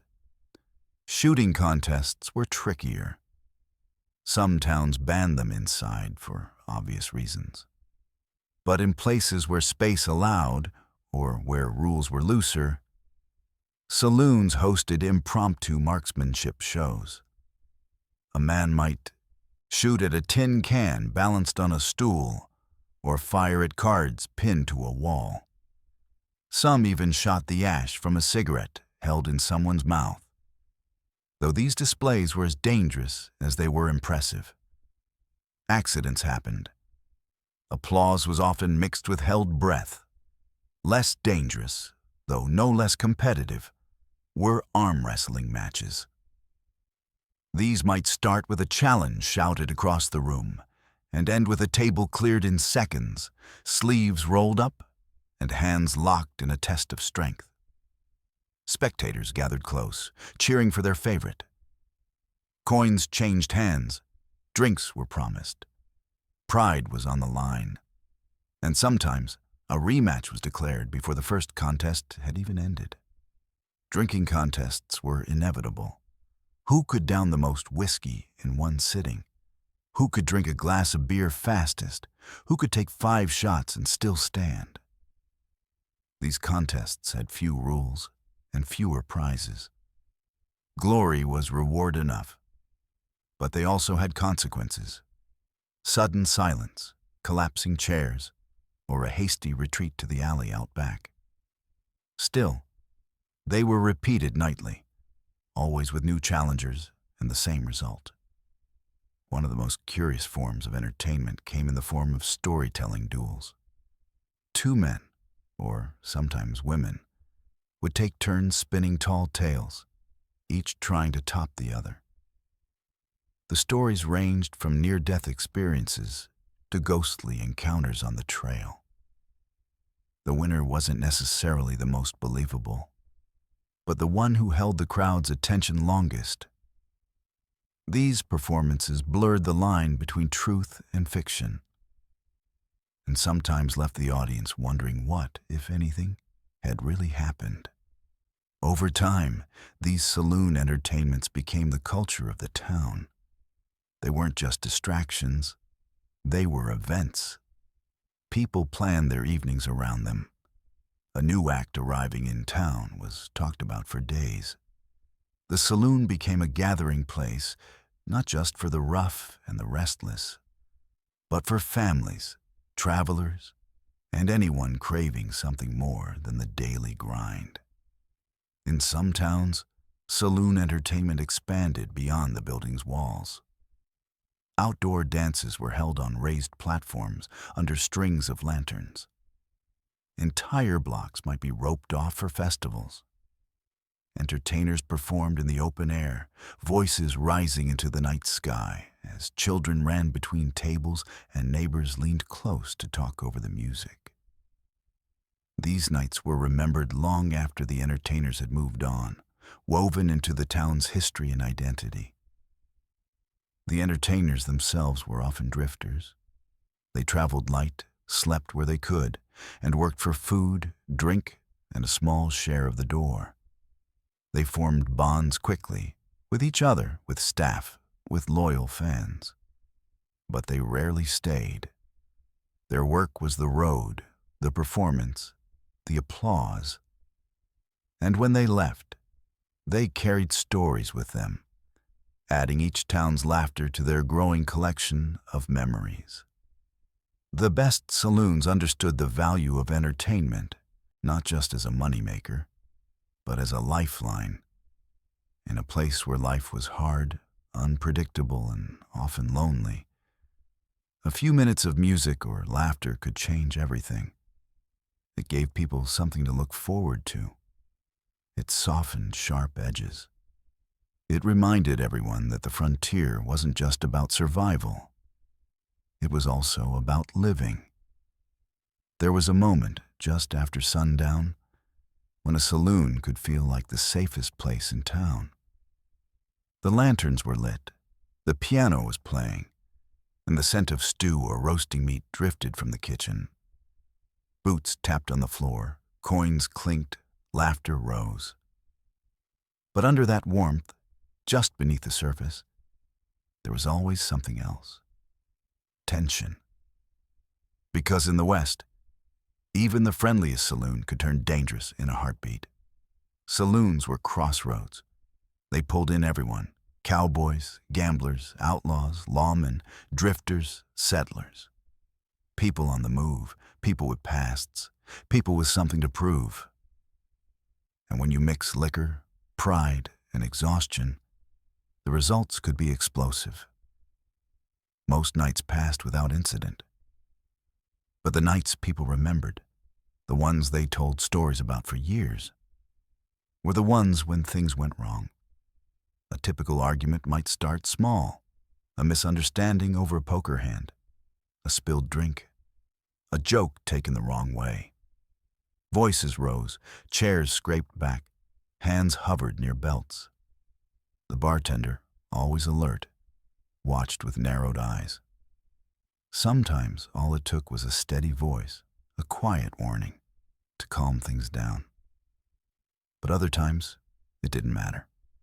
Pride was already bruised, tempers already lit. Gunfights were not as common as movies make them seem, but they happened. Not in high-noon showdowns on empty streets, but in loud, chaotic saloons where shots rang out suddenly and tables flipped as people ducked for cover. Sometimes the fight was between strangers. Sometimes it was a feud that had been simmering for weeks. Sometimes it wasn't even clear who fired first. The bullet holes in the walls didn't care. When violence broke out, everything changed in a blink. The music stopped. The room went still. Then, panic. People scrambled for cover, ducked behind chairs, or rushed out the doors. A man could go from drinking peacefully to lying on the floor with a wound in his side in a matter of seconds. And if there wasn't a doctor nearby, or if the bullet had found the wrong spot, that was the end of it. Justice in the West was as inconsistent as the towns themselves. Some places had well-known sheriffs or marshals who kept order with a steady hand. Others had lawmen in name only, men elected by popularity or fear, whose loyalties shifted with the wind. In many cases, It was the bartender or saloon owner who decided what happened next. They knew the regulars. They knew who caused trouble. And they knew how to clean up quickly. A killer might be dragged out into the street and locked in a makeshift jail. Or he might disappear before dawn, vanishing into the desert. Sometimes, a body was carried out quietly, wrapped in a blanket with no one asking questions. People had short memories when it suited them, especially in towns where everyone had something to hide. Bounty hunters were a regular presence in some saloons. They came with posters tucked into their coats, eyes always scanning the room. They drank slowly, watched silently, waiting for a face to match a name. If they spotted their mark, they had choices to make: act immediately or wait for backup. Sometimes they left with their target in cuffs. Other times, they left with nothing but the whisper of a missed chance. Gambling brought its own share of trouble. Cheating was common, and the stakes were often high. A man who lost too much might accuse another of hiding cards. A winner might gloat too loudly. Fights over games weren't just about money. They were about pride, reputation, even survival. Some saloons had house rules and house men, enforcers who stood nearby with folded arms and unblinking eyes. They weren't there to play. They were there to end the game when needed. And then there were the quiet crimes, thefts that happened while no one was looking. Pickpockets moved through crowded rooms with practiced ease. Bags went missing from under chairs. Purses disappeared. In the confusion of a busy night, it was easy to lose track of things, and easy for someone with nimble fingers to slip away unnoticed. Even behind the bar, trouble could brew. Bartenders were offered bribes, threatened by local gangs, pressured to water down drinks or look the other way. Some stood their ground, others caved. Running a saloon wasn't just about pouring whiskey. It was about navigating a shifting landscape of alliances and risks. One wrong move, one insult to the wrong man, could ruin a business or end a life. Women in the saloon world faced particular dangers. Jealousy, obsession, and violence followed them more often than they admitted. Some carried small pistols. Others kept knives sewn into their dresses. They learned how to read a man's mood with a glance. They knew how to move away before words turned to hands. Some saloon owners watched out for them. Others didn't. And when the law failed, they relied on each other. Saloons also attracted organized crime. Loose networks of thieves, gamblers, and enforcers who moved from town to town. They offered protection for a price. They rigged games, threatened competition, bought off deputies. In the largest frontier towns, entire districts were controlled by these groups. The saloon was their office, their recruiting ground, their fortress, and once they took root, they were hard to remove. Still, for all the danger, saloons remained central. Because in the West, risk was part of daily life. People knew the chances they took when they stepped inside. But they went anyway. They went for the warmth, for the company, for the hope of a better hand, or good drink, or a song that reminded them of home. And when the worst happened, when the fight broke out or the shot rang, they reacted fast, and then they moved on. Because life in the West kept moving. Dust covered the footprints. The chairs were set back upright. The broken glass was swept into a bucket and poured behind the building. The saloon reopened the next night, same as before, and people returned, same as before. The legends of the Wild West are littered with stories of saloon showdowns, high-stakes brawls, and lawless nights that ended in blood and silence. Many of these stories began with whispers and were inflated over time, but others were real, documented, eyewitnessed. And even today, they echo with the same uneasy thrill. That tension between law and chaos, between justice and revenge. One of the most well-known incidents happened in 1879 in the small but bustling town of Las Vegas. Not the glittering Nevada metropolis we know today, but its namesake in New Mexico.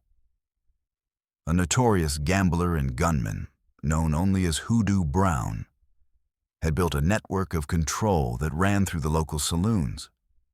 He was said to fix poker games, control the law, and arrange both trials and ambushes as needed.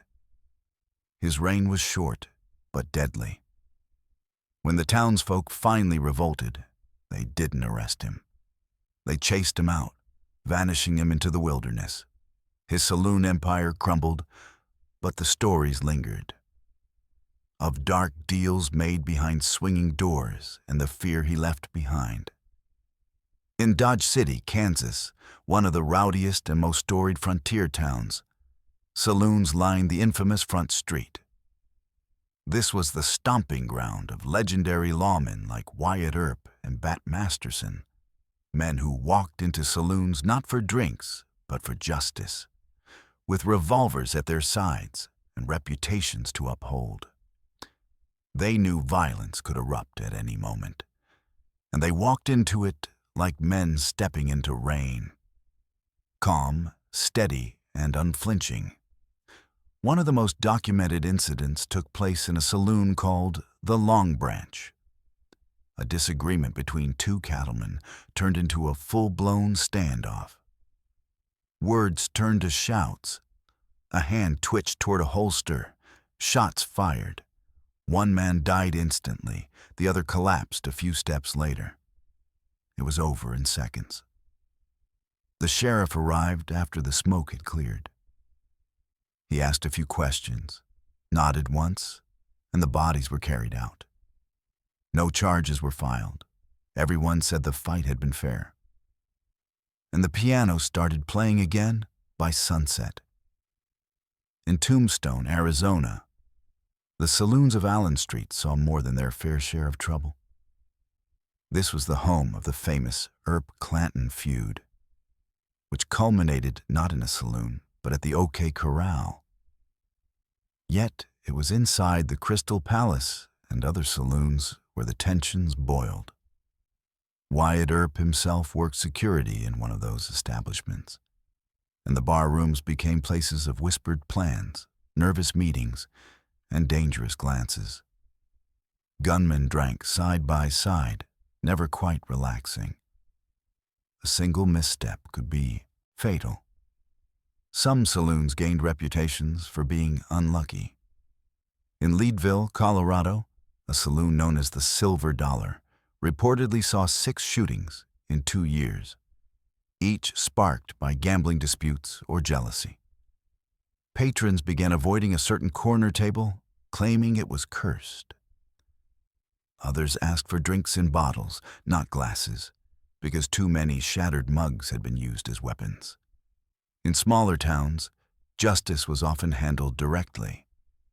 A known troublemaker might be warned once, twice if he was lucky.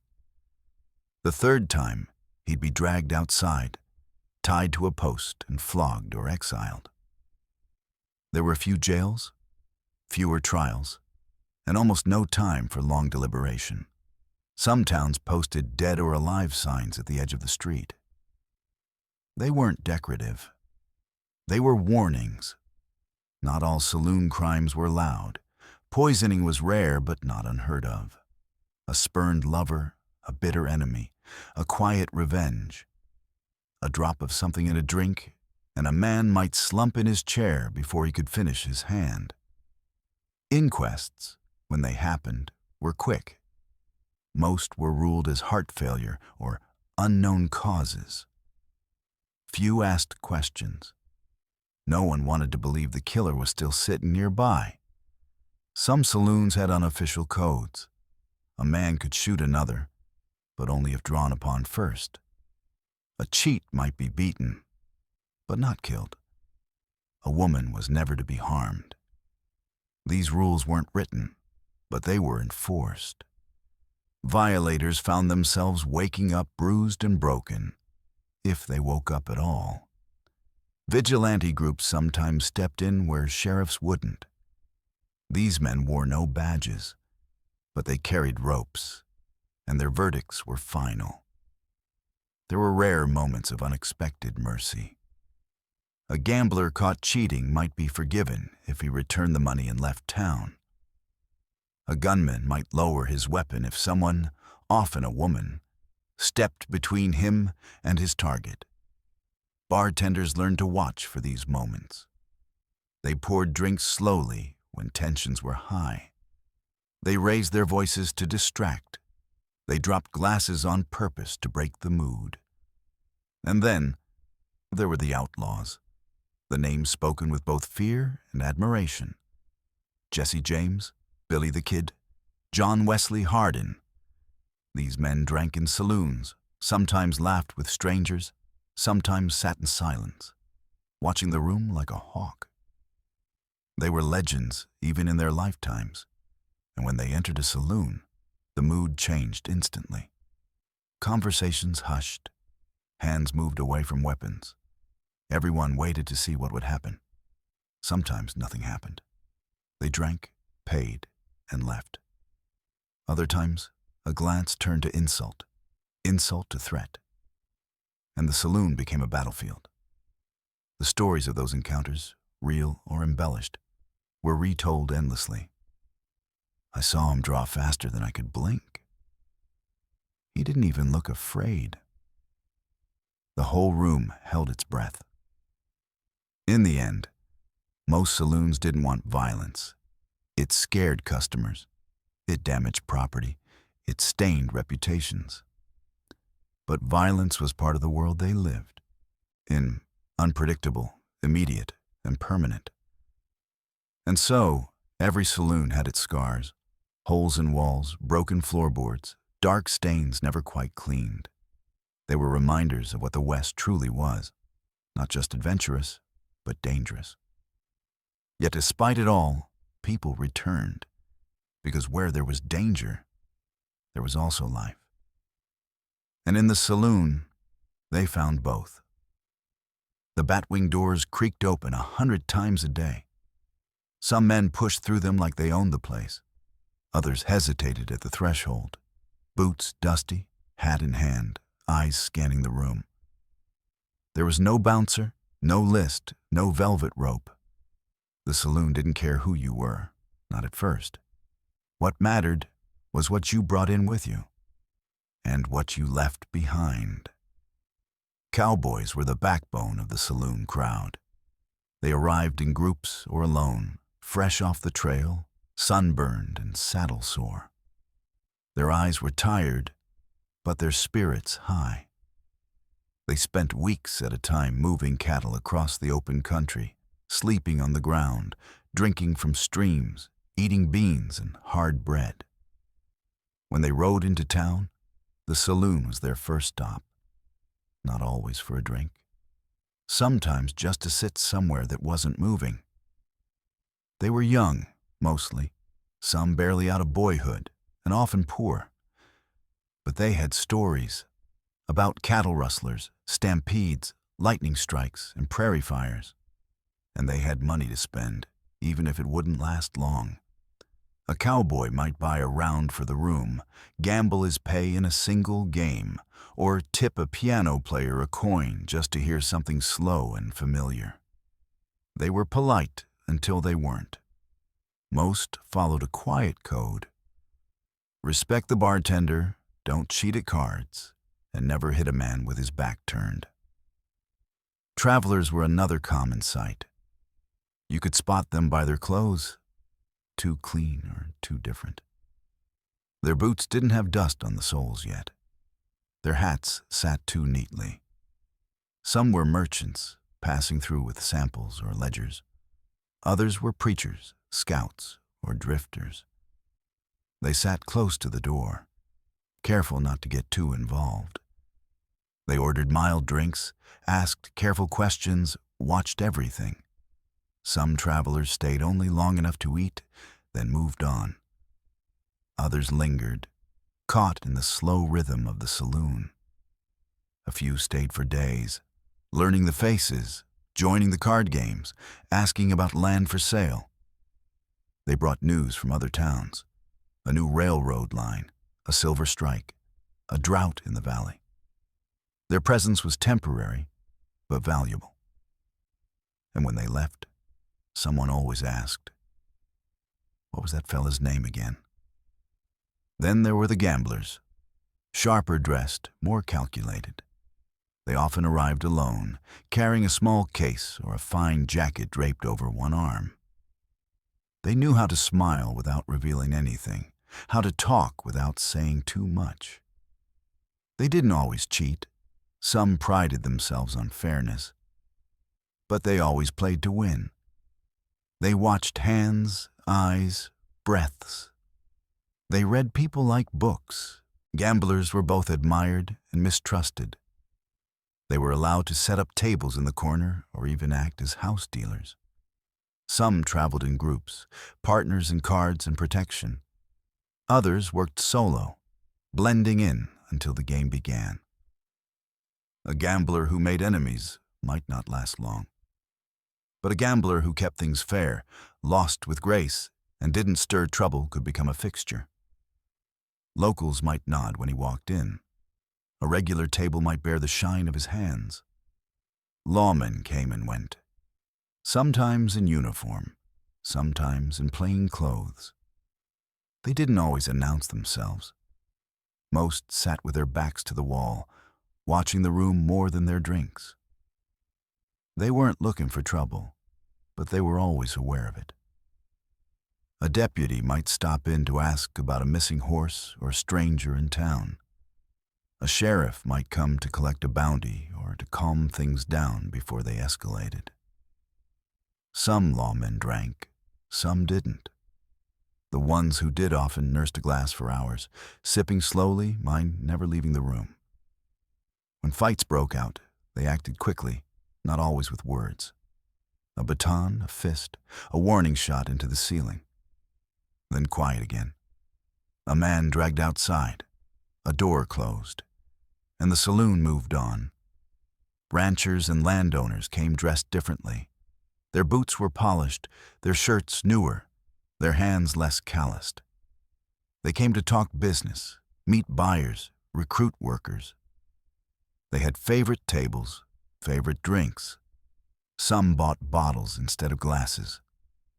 Others treated their crews to meals or drinks after a long day's work. They tipped well, listened carefully, and sometimes tried too hard to blend in. Not all were friendly. Some were proud, quick to correct anyone who forgot their name. Others were generous, slipping coins to the staff, helping with repairs if needed. A respected rancher's presence could calm a room. His absence in some cases was just as noticeable. And then, of course, there were the outlaws. Not always the kind with wanted posters and reward money. Some were just rough men with hard eyes and faster tempers. Others were known by name, whispered, not spoken. They didn't smile. They didn't talk much. When they walked in, the room shifted. People moved without being told. Games paused. Conversations trailed off. Some outlaws were clean-cut and quiet, more shadow than storm. They drank with control, watched without blinking, left suddenly. Others swaggered, loud and reckless, daring someone to stop them. Most had allies nearby, silent figures watching their back. The bartender poured without comment. The music played on. You could never tell who a man really was just by looking. A quiet drinker might be a killer on the run. A smiling stranger might be a bounty hunter. The old man in the corner might once have robbed a train or saved a town. The West was full of people pretending to be something else. The saloon didn't ask questions. It just opened its doors. Some nights, the saloon felt like the center of the universe. The wind outside pushed against the walls. The lamps flickered low. Inside, the chairs scraped softly, glasses clinked, and voices rose and fell like waves. It wasn't about any one person. It was about the collection, the strange and shifting mix of lives, all carried into the same space, one dusty bootstep at a time. A cowboy might sit at the far end of the bar, still coated in trail dust, his elbows resting on the wood. He didn't say much. He didn't need to. He had ridden for days through storms in silence. And now, he simply wanted to exist where there was sound. A drink, a warm plate, a chair that didn't sway beneath him. To his left, a schoolteacher passing through on her way west might be eating supper alone, her notebook half filled with observations, her eyes watching everything but not judging. At a table in the corner, two gamblers face each other. One smiles a little too easily. The other never breaks eye contact. The pile of coins between them grows slowly. There are no accusations, not yet. Just the sound of cards and the subtle weight of strategy. One of them has been cheating for an hour. The other knows. They both understand the rules of the dance. Next to the stove, where the warmth gathers, an old man tells stories to no one in particular. He says he once worked for the railroad. He says he met Jesse James. He says he can read the weather by watching the horses. Some laugh, some nod politely. One boy, barely 16, sits on the floor near his feet, listening like every word is gold. At another table, a group of ranch hands pass around a bottle. They've just been paid. Their boots are new, or at least newer than last week. They talk about cattle, fences, broken wagons, and a girl one of them plans to propose to someday. For now, they drink. They laugh. One of them tries to play a harmonica badly, but no one complains. A woman in a red dress steps onto the tiny stage. She's sung in a dozen towns, in rooms nicer than this, and many that were worse. Her voice is steady. The room listens. For a few minutes, everything stills. Even the bartender stops wiping glasses. Outside, the wind picks up, rattling the shutters. Inside, her voice carries like a lullaby across a restless plain. In the back, near the hallway to the rooms upstairs, a man stands quietly. He's not drinking. He hasn't moved in 10 minutes. No one knows if he's waiting for someone or trying to decide whether to leave. He has a look in his eye like he's measuring something. Maybe the distance to the door. Maybe the weight of what he left behind. When a waitress passes, he says nothing. But she nods at him once. She's seen his kind before. The piano player finishes a tune and lights a cigarette. His fingers are sore. His stool is crooked. But he stays seated, watching the room through the haze. He's not judging anyone, just noticing. He'll write a song about this place, maybe. Or maybe not. Some nights are meant to be remembered. Some are meant to disappear. Then there's the sheriff. He's not here to arrest anyone. Not tonight. He leans back in his chair, feet up, sipping a single glass that's lasted an hour. People respect him because he doesn't ask for it. He's quiet but firm, fair mostly. He's here as a presence, not a threat. And that's enough to keep the peace. For now. At the far end of the saloon, near the window with the cracked pane, a young couple sits close. They whisper between bites of stew. No one knows where they came from. No one asks. They could be married. They could be running. Doesn't matter. The saloon gives them space, a bubble of warmth and light in a world that rarely offers either. And in the kitchen, the cook wipes her hands on her apron. She's tired. Her feet ache. She's been stirring beans since noon. But she peeks through the curtain and smiles when she sees the room. Full, alive, quiet in its own way. She knows some of them by name, some only by order. She knows who eats fast and who eats carefully. She knows who needs a second portion without asking. All these people, together but separate. Strangers bound by location, by routine, by unspoken understanding. No one needs to explain why they're here. The reasons are varied, sometimes forgotten. The saloon doesn't require an introduction. It only asks that you bring your weariness inside, set it down for a while, and share the air. Stories begin and end in these rooms. Deals are made, friendships formed, grudges born and sometimes resolved. There's no schedule for these things. They happen when they're ready. A man finishes his drink, leaves a coin, and steps out into the night. Another man enters, nods at the bartender, and takes his place. The rhythm continues. Some nights, someone sings again. Some nights, the cards go late. Some nights, someone raises a glass for a friend who's gone. It's not always quiet, but there's a comfort in the noise, a reminder that you're not alone. That out here, in a world that often forgets, the saloon remembers. In the dim, smoke-filled main rooms of Western saloons, customers came and went. Cards shuffled, boots thudded, glasses rang against wood. But behind that noise, behind a swinging door or down a narrow hall, was a quieter place, hotter, dirtier, and just as vital. The kitchen. Most saloon kitchens weren't much to look at. They were small, usually added as an afterthought, tucked away behind the bar or to the side of the building.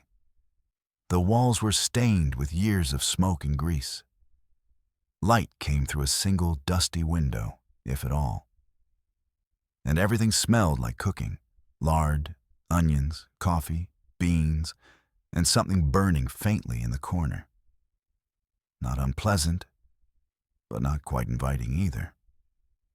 It was a place for work, not for conversation. The stove was the heart of it. Heavy, black, and temperamental, usually cast iron and fueled by wood. Some kitchens had coal-burning stoves, especially in larger towns, but most still relied on whatever fuel could be chopped, hauled, or bought cheap. Fires were started before sunrise and didn't go out until long after midnight. The stove wasn't just for cooking. It was for heating water, drying clothes, and keeping the kitchen warm during harsh winters. Cookware was basic. Cast iron pots and pans warped from years of use. Tin cups and bowls. Knives that had seen better days, sharpened on whetstones or makeshift tools. Spoons carved from wood. Dutch ovens, heavy, lidded pots, were prized possessions, capable of baking bread, roasting meat, or simmering stew. Most meals were made using the same few tools, reused constantly, cleaned quickly, and never really pristine. There were no shelves of spices or rows of labeled jars. Ingredients were stored in sacks, crates, or barrels. Flour, cornmeal, beans, sugar, salt. If the saloon was lucky, there might be butter wrapped in cloth or lard stored in a crock. Dried fruit was common. Apples, raisins, sometimes peaches, hard as wood until soaked and stewed. Root vegetables, if available, sat in baskets, sprouting slowly in the shadows. Eggs were kept cool in straw, milk used quickly or turned into cheese. Fresh ingredients, when they appeared, were gone fast. Refrigeration was non-existent.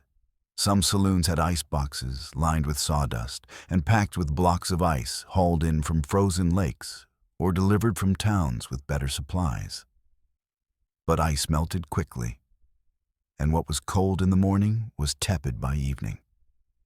Most meat was salted, smoked, or eaten quickly. A side of beef might hang for a day or two, but never longer. Chicken, if on the menu, was usually freshly killed. Fish, if served, came from a nearby stream and was cooked almost immediately. Cooking was improvisational. Recipes were rarely written down. They were passed from hand to hand, taught by demonstration, remembered by repetition. A pinch of this, a handful of that. Taste it, smell it. If it wasn't right, try again. The cook often worked alone, though in larger kitchens there might be a helper, a teenager from town, or a family member willing to chop and clean for a few coins or a warm plate. Breakfasts were simple and fast. Flapjacks made from flour and water, fried in grease. Scrambled eggs, if chickens had been laying. Fried potatoes, sliced thin and crisped in the pan. Black coffee, strong enough to chew, boiled over open flame or on the stove. Sometimes bread, thick and rough, torn from a pan and served hot. Occasionally meat, usually salt pork or leftovers from the night before. Lunch and dinner blended together. Beans were always cooking in some form, stewed with onions, spiced with pepper, or sweetened with molasses. Cornbread was baked in square pans, sometimes burnt on the bottom, sometimes golden and soft. Soups were made from bones, scraps or whatever could be spared, carrot tops, potato skins, bits of meat. Nothing was wasted. If a Abisite's roast was on the menu, it meant the saloon had done well that week. A whole chicken, browned and basted, served with pan drippings. A haunch of venison, if a hunter passed through. Pork ribs, boiled, then seared in the skillet. These meals were served on metal plates, often shared among tables. Gravy was optional, but usually present, thickened with flour and grease, ladled from the same pot day after day. There were moments of sweetness, too. A pie made from dried apples, spiced with cinnamon if someone had brought it in. Bread pudding made with leftover biscuits, soaked in milk and sprinkled with sugar. Syrup boiled from tree sap or bought from traders. These dishes weren't common, but they were remembered. A good pie could make a saloon famous. Water was drawn from a well or carried in buckets from a stream. It was boiled for coffee, used for cooking, and saved for washing up. Dishwashing was done in tubs, with hot water when available and cold when it wasn't. No soap in bottles, just lye or ashes, scrubbed with rags or stiff brushes. Cleanliness was a goal, not a guarantee. Flies buzzed around constantly. Cats, and sometimes dogs, wandered through the kitchen without invitation. Despite the hard work and constant heat, there was a rhythm to saloon cooking, a routine that emerged from repetition. The cook knew when the biscuits were done by smell alone, knew which pot to check without looking, knew how much food to make and how long it would last once the crowd arrived. It was a job of instinct as much as skill, and there was pride in it. Quiet pride. No one applauded the cook. Few patrons said thanks. But the meals mattered. They filled bellies, softened moods, slowed the pace of drinking just enough to keep the peace. A good cook kept the saloon running, even if no one noticed. And when the kitchen finally went quiet at the end of the night, when the last pot was scraped and the last ember died down, the cook sat with a bowl of their own, alone, tired, and full of the same food that had passed through so many hands. The saloon kitchen woke up before the saloon itself. Long before the first drink was poured or the first chair scraped across the floor, someone was already moving in the back, striking a match, coaxing fire into the stove, measuring flour with a practiced eye. Cooking in the Wild West didn't begin with recipes. It began with rhythm. A day behind the stove wasn't just work, it was survival, turned into routine. The day usually started in the dark. Before the sky lightened, the cook, often alone, stepped into the cool, shadowy kitchen. Wood was piled high beside the stove from the night before. A kettle was set on to boil. Flour and meal were measured in handfuls. Dough was mixed by feel, not by rule. Coffee was brewed thick and black, its scent creeping forward into the quiet saloon like a promise. By sunrise, flapjacks were on the skillet, turning golden. If eggs were available, they were scrambled or fried in bacon grease, each one carefully cracked and cooked to stretch the supply. Potatoes were chopped and tossed into a pan with whatever meat bits could be found. Leftover bread from yesterday was toasted or warmed, eaten quickly by early risers, ranch hands, travelers, or workers catching a meal before their day began. There was no formal menu, just what was available. A good cook knew how to make do. If flour was low, pancakes became thinner. If meat ran out, beans took its place. If the eggs were gone, gravy filled the gap. The goal was not to impress, but to satisfy. Full stomachs meant quieter saloons. As the sun rose, breakfast faded into prep. The cook washed pans, sharpened knives, checked the barrels and crates. Beans were started for the midday meal, simmering slowly with onions and bits of pork. Bread was set to rise, biscuits rolled and ready. Water was drawn and boiled, pots filled. A new pot of coffee was made, stronger than before, to meet the wave of late-morning drinkers who came in dusty and talkative. By noon, the kitchen reached its rhythm. The back door opened often, deliveries, news, sometimes chickens in burlap sacks, or crates of apples if the saloon was lucky. A helper might arrive, usually a boy or girl from the edge of town, quick-footed and quiet. They were taught how to stir without burning, how to peel without waste, how to carry plates without spilling. The pace picked up, but no one shouted. The rhythm had no room for panic. Lunch was the busiest meal. Orders came in waves. Bowls of beans, slabs of bread, sometimes stew if the ingredients were there. Plates were assembled quickly, handed out through the swinging door, collected again with scraps, empty cups, and coins. There wasn't time to rest. Every pot had to be watched. Fires tended, meat turned, bread checked. If something burned, it was scraped. If it couldn't be scraped, it was tossed, and tossing anything was rare. By mid-afternoon, the kitchen fell into a lull. The cook wiped down counters, sorted through leftovers, planned the evening meal. Sometimes there was time to sit. Not long. Just enough to drink water, eat a crust of bread, listen to the muffled sounds of the saloon. Boots, laughter, the shuffle of cards, the occasional slam of a fist on a table. Then it was time to begin again. Supper brought a new kind of pressure. The crowd was different. Hungrier, louder, often already drinking. The cook had to be ready for anything. Plates needed to move fast.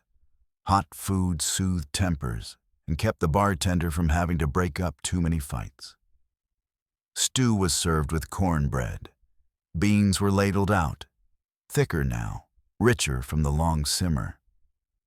Roasted meat, if there was any, was carved and gone quickly. Sometimes a pie was sliced and sent out in thin wedges, a luxury on a Friday night. Sometimes nothing sweet was served at all. But the customers rarely complained, not if the food was hot and the drinks were flowing. They didn't ask. what was in the stew. They just ate it. And when they finished, they pushed the plates aside, wiped their mouths on sleeves, and went back to whatever they'd come for. The kitchen didn't close when the food ran out. It closed when the saloon emptied, which could mean midnight or long after. Late at night, new orders came in, usually quiet, mumbled, from men too tired or drunk to ask properly. The cook reheated beans, scraped the bottom of the pot, fried up whatever scraps remained. The helper, if they were still there, dozed against the wall or peeled vegetables for the next day. And then, finally, the stove went dim. The fire died down. Pots were stacked. Water was heated for washing. Rags dragged across the counters. The smells of the day clung to the air. Smoke, grease, meat, onions, sweat. The cook sat, at last, on a low stool, the same stool used for stirring, and poured a final cup of coffee or dipped a spoon into the last of the stew. No one clapped. No one came to thank them. The customers had left. The floor was being swept. The piano had gone quiet. But the cook sat there, surrounded by warmth and weariness, knowing the work was done, and knowing it would all begin again with the next sunrise. That was the life behind the saloon, not glamorous, not remembered, but essential. The silent rhythm that fed a town one plate at a time. For decades, the saloon was as fixed in the western town as the general store or the blacksmith's shop. Its doors opened early and closed late, or not at all. It fed the hungry, listened to the lonely, gave shelter to the drifting, and at times caused just as much trouble as it solved. But like all things on the frontier, the saloon was not permanent. The West was changing, and the places that once thrived on whiskey, poker, and rough conversation began to fade. The decline wasn't sudden. It didn't start with a single law or a dramatic raid. It began with whispers, then warnings, then rules. A sense that something once tolerated, even celebrated, was no longer welcome. As the railroad brought in new people, it also brought in new expectations. Families, churches, school teachers. Towns that once existed for miners and cowboys were shifting toward order, respectability, and control. At the heart of the change was the temperance movement. It had been growing quietly since the early 1800s, led by preachers, social reformers, and especially women. They didn't just protest alcohol. They protested what it brought: poverty, violence, neglect. Many had lived with husbands or fathers who drank too much, gambled too often, and came home too late. Their fight was personal, and it was persistent. By the late 19th century, temperance leagues had spread across the frontier. They handed out pamphlets, held public meetings, and petitioned local governments to ban alcohol entirely. In some towns, they succeeded. Saloons were forced to close or operate quietly behind shuttered windows and locked doors. In others, compromises were made. Hours were limited. Drinks were taxed. Bartenders were watched. But it wasn't just reformers who changed things. It was time. The frontier was shrinking. Land once open and wild was fenced, surveyed, and sold. Cowboys had fewer trails to ride. Miners found fewer veins to chase. Even the outlaws were running out of places to hide. Towns that had once relied on transient labor and loose laws began to settle into more permanent routines. With stability came new businesses, cafes, diners, boarding houses, that served food without the need for liquor. Restaurants began to replace saloon kitchens, and with them came printed menus, waitstaff, and quieter dining rooms. Families, once rare in saloon towns, now walk the streets in the evenings, passing churches and libraries instead of card tables and swinging doors. Saloons tried to adapt. Some removed gambling tables and replaced them with chairs and music stands. Others added dining areas or tried to market themselves as social halls. In some cases, they succeeded. A few saloons evolved into hotels or restaurants, changing just enough to stay relevant. But most couldn't escape their past. The smell of old whiskey, the memory of gunfights, the reputation built over years. These things lingered. There were also economic shifts. With prohibition laws beginning to pass at local and state levels, saloons lost their most profitable product. Bootleg liquor existed, of course, and some saloons turned to smuggling or quiet deals behind the bar. But it was dangerous. Lawmen were watching. Penalties were growing. And the saloons, already strained, began to close their doors. Sometimes forever. The coming of prohibition at the national level in 1920 was the final blow. Overnight, the legal sale of alcohol ended across the United States. Saloons, once the lifeblood of frontier towns, became illegal. Many shut down immediately. Others tried to stay open as cafes, soda shops, or speakeasies. But it wasn't the same. The saloon wasn't just a place. It was a mood, a rhythm, a certain kind of freedom that couldn't be replicated with root beer and soft music. The buildings remained for a while. Their wooden signs faded in the sun. Their chairs gathered dust. Some were turned into shops, their bars torn out, their windows widened. Others were left empty, slowly sagging into the earth, their walls full of bullet holes and the faint smell of smoke. And some, the lucky ones, were preserved, turned into museums, tourist stops, pieces of memory frozen in time. But even as the physical saloons disappeared, the idea of them lingered. In books, in songs, in films. The image of a cowboy pushing through the doors, dust on his boots, hat low, walking toward a silent bar. It became a symbol, a part of the American mythos. The saloon survived not in fact, but in feeling. What was lost, though, was something more human. A place where people from every walk of life crossed paths, where stories were told and meals were shared, where silence was allowed and noise was welcomed, where you could sit by yourself, surrounded by strangers, and feel known, not by name, but by need. That kind of place is hard to come by. The decline of the saloon wasn't just about temperance or changing tastes. It was about the fading of the Old West itself, a world where law and disorder lived side by side, where danger was real, but so was community, where people didn't have much, but they had each other, over a drink, a plate of stew, or a long, quiet game of cards. And as the lights went out in one saloon after another, towns changed. Streets grew quieter. Corners once filled with music and laughter echoed differently. And somewhere, someone walked by an old set of bat-wing doors, still hanging crooked in the frame, and remembered when they swung freely. The last generation of saloons didn't go out with a bang. They faded, slowly, quietly, like the hiss of a lamp as it burned its final bit of oil.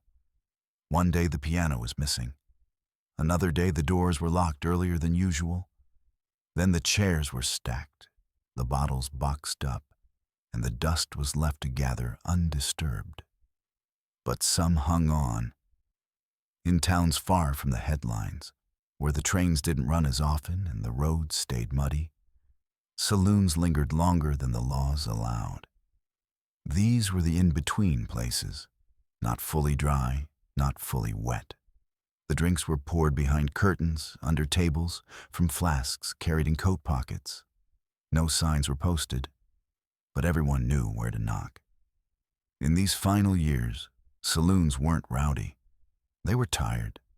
The bartenders were older, their aprons stained and faded. The chairs creaked louder. The games moved slower.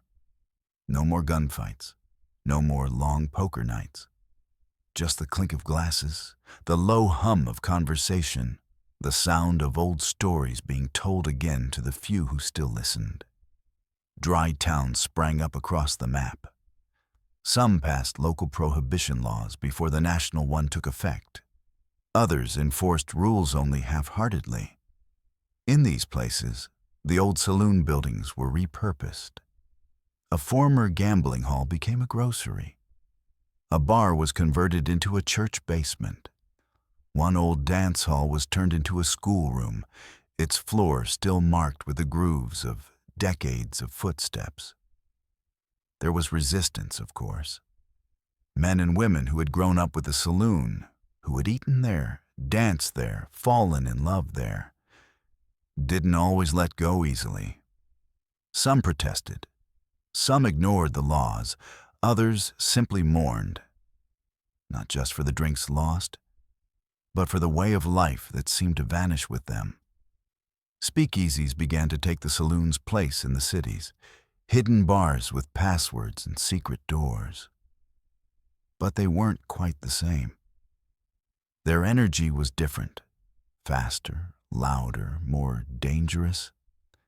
They lacked the slowness of the frontier saloon, the easy rhythm, the long silences that said just as much as conversation. Some old-timers tried to recreate the saloon experience at home. A back room with a table and chairs, a few bottles on a shelf, maybe a card game on Saturday night. But it wasn't the same without the strangers, without the piano, without the sense that anything or nothing could happen at any time. By the 1930s, after Prohibition had worn thin and the Great Depression took center stage, many of the buildings that once held saloons were gone, torn down, repurposed, or left to rot. But the stories remained, in letters, in memories, in the way a man paused when he passed the corner where the doors used to be. Photographs from the era show faded signs, crooked bar stools, mirrors with cracks running through them. And in the eyes of the people sitting there, cooks, bartenders, customers, there's a look of understanding. They knew they were watching the end of something. And they were trying to hold on, even if they didn't quite know why. Children growing up in those towns heard the stories secondhand, about the saloons with live music, the time so-and-so won a month's wages in a single card game, the pie that came out of that little kitchen in the back, the night a stranger sang and made the whole room go quiet. These stories weren't about vice. They were about connection. They were about being seen. Some saloons made it through Prohibition by adapting completely. They became diners, shops, or general stores. A few survived long enough to be revived when alcohol was legal again. But by then, the West had changed too much. Cars moved faster than horses. Radios replaced pianos. Towns got bigger, louder, more crowded. The old saloon couldn't find its footing in this new world. And so, they became memory. Fuel for dime novels, Western movies, and television shows that recreated the sound of swinging doors and dusty boots. The real saloons were gone, but their image lived on. Polished, dramatized, sometimes completely rewritten. In fiction, the saloon never closed, the music never stopped, the whiskey never ran dry. But in truth, the last drinks were quiet. The chairs were stacked one final time. The doors were shut. And someone, maybe the bartender, maybe the cook, stood alone in that space, surrounded by shadows and the smell of old wood. and let it all go. Even now, if you walk through a ghost town or a forgotten main street, you might find the bones of a saloon, a low step worn smooth, a window that doesn't match the others, a rusty nail where a sign used to hang.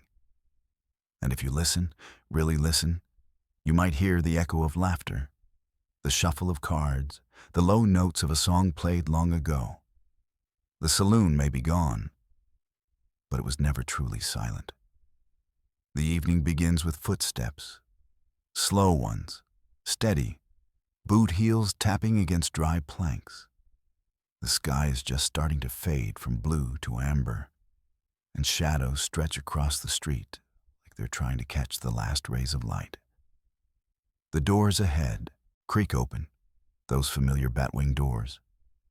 And inside, the saloon waits, just as it has for years. The first thing that greets you isn't sound.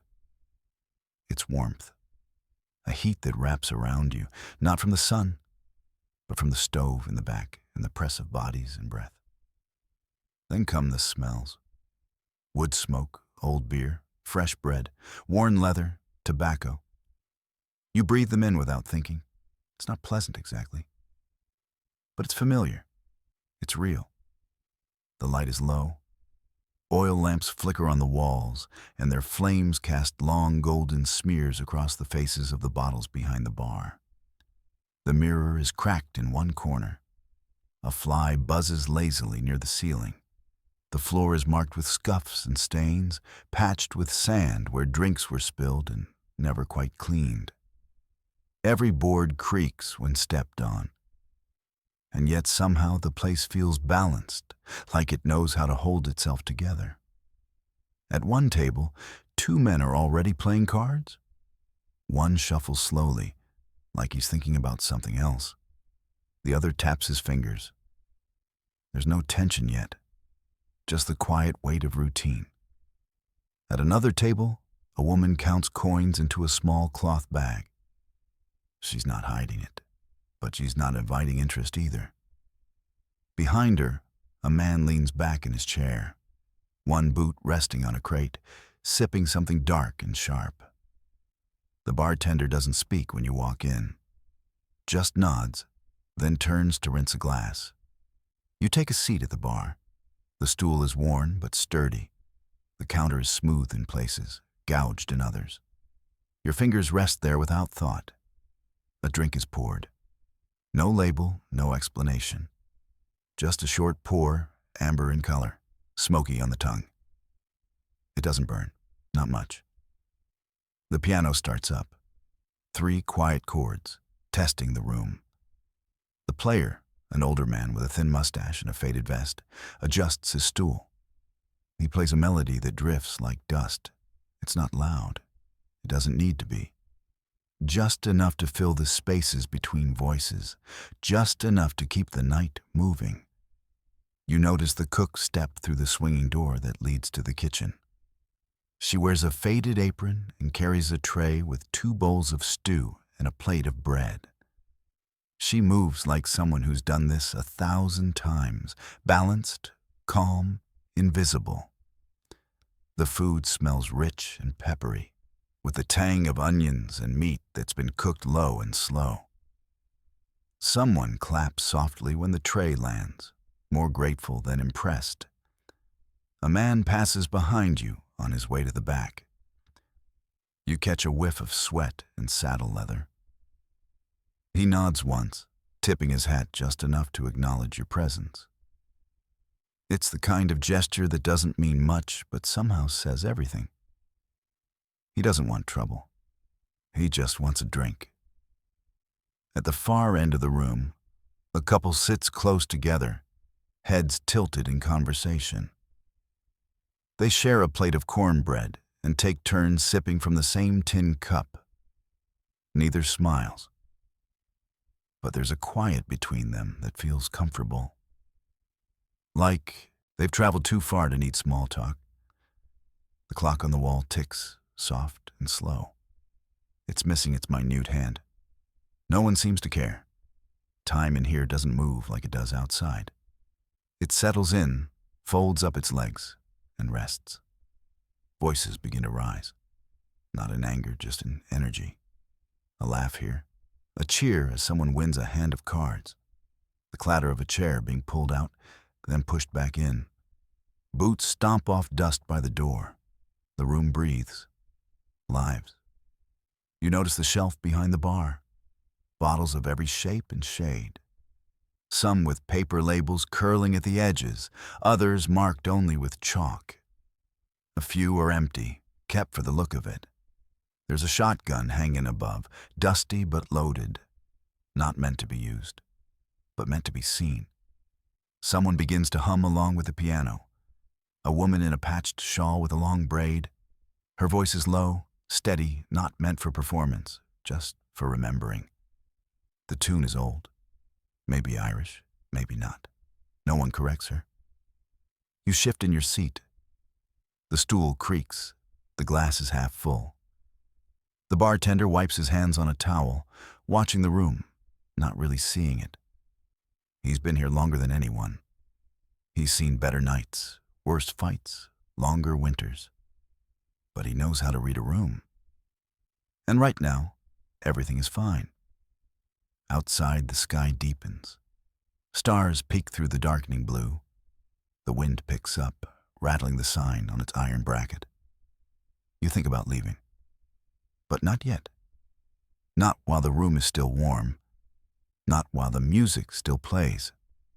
Not while there's something here that feels, somehow, like it's been waiting for you. You sit back. Let the night wrap around you.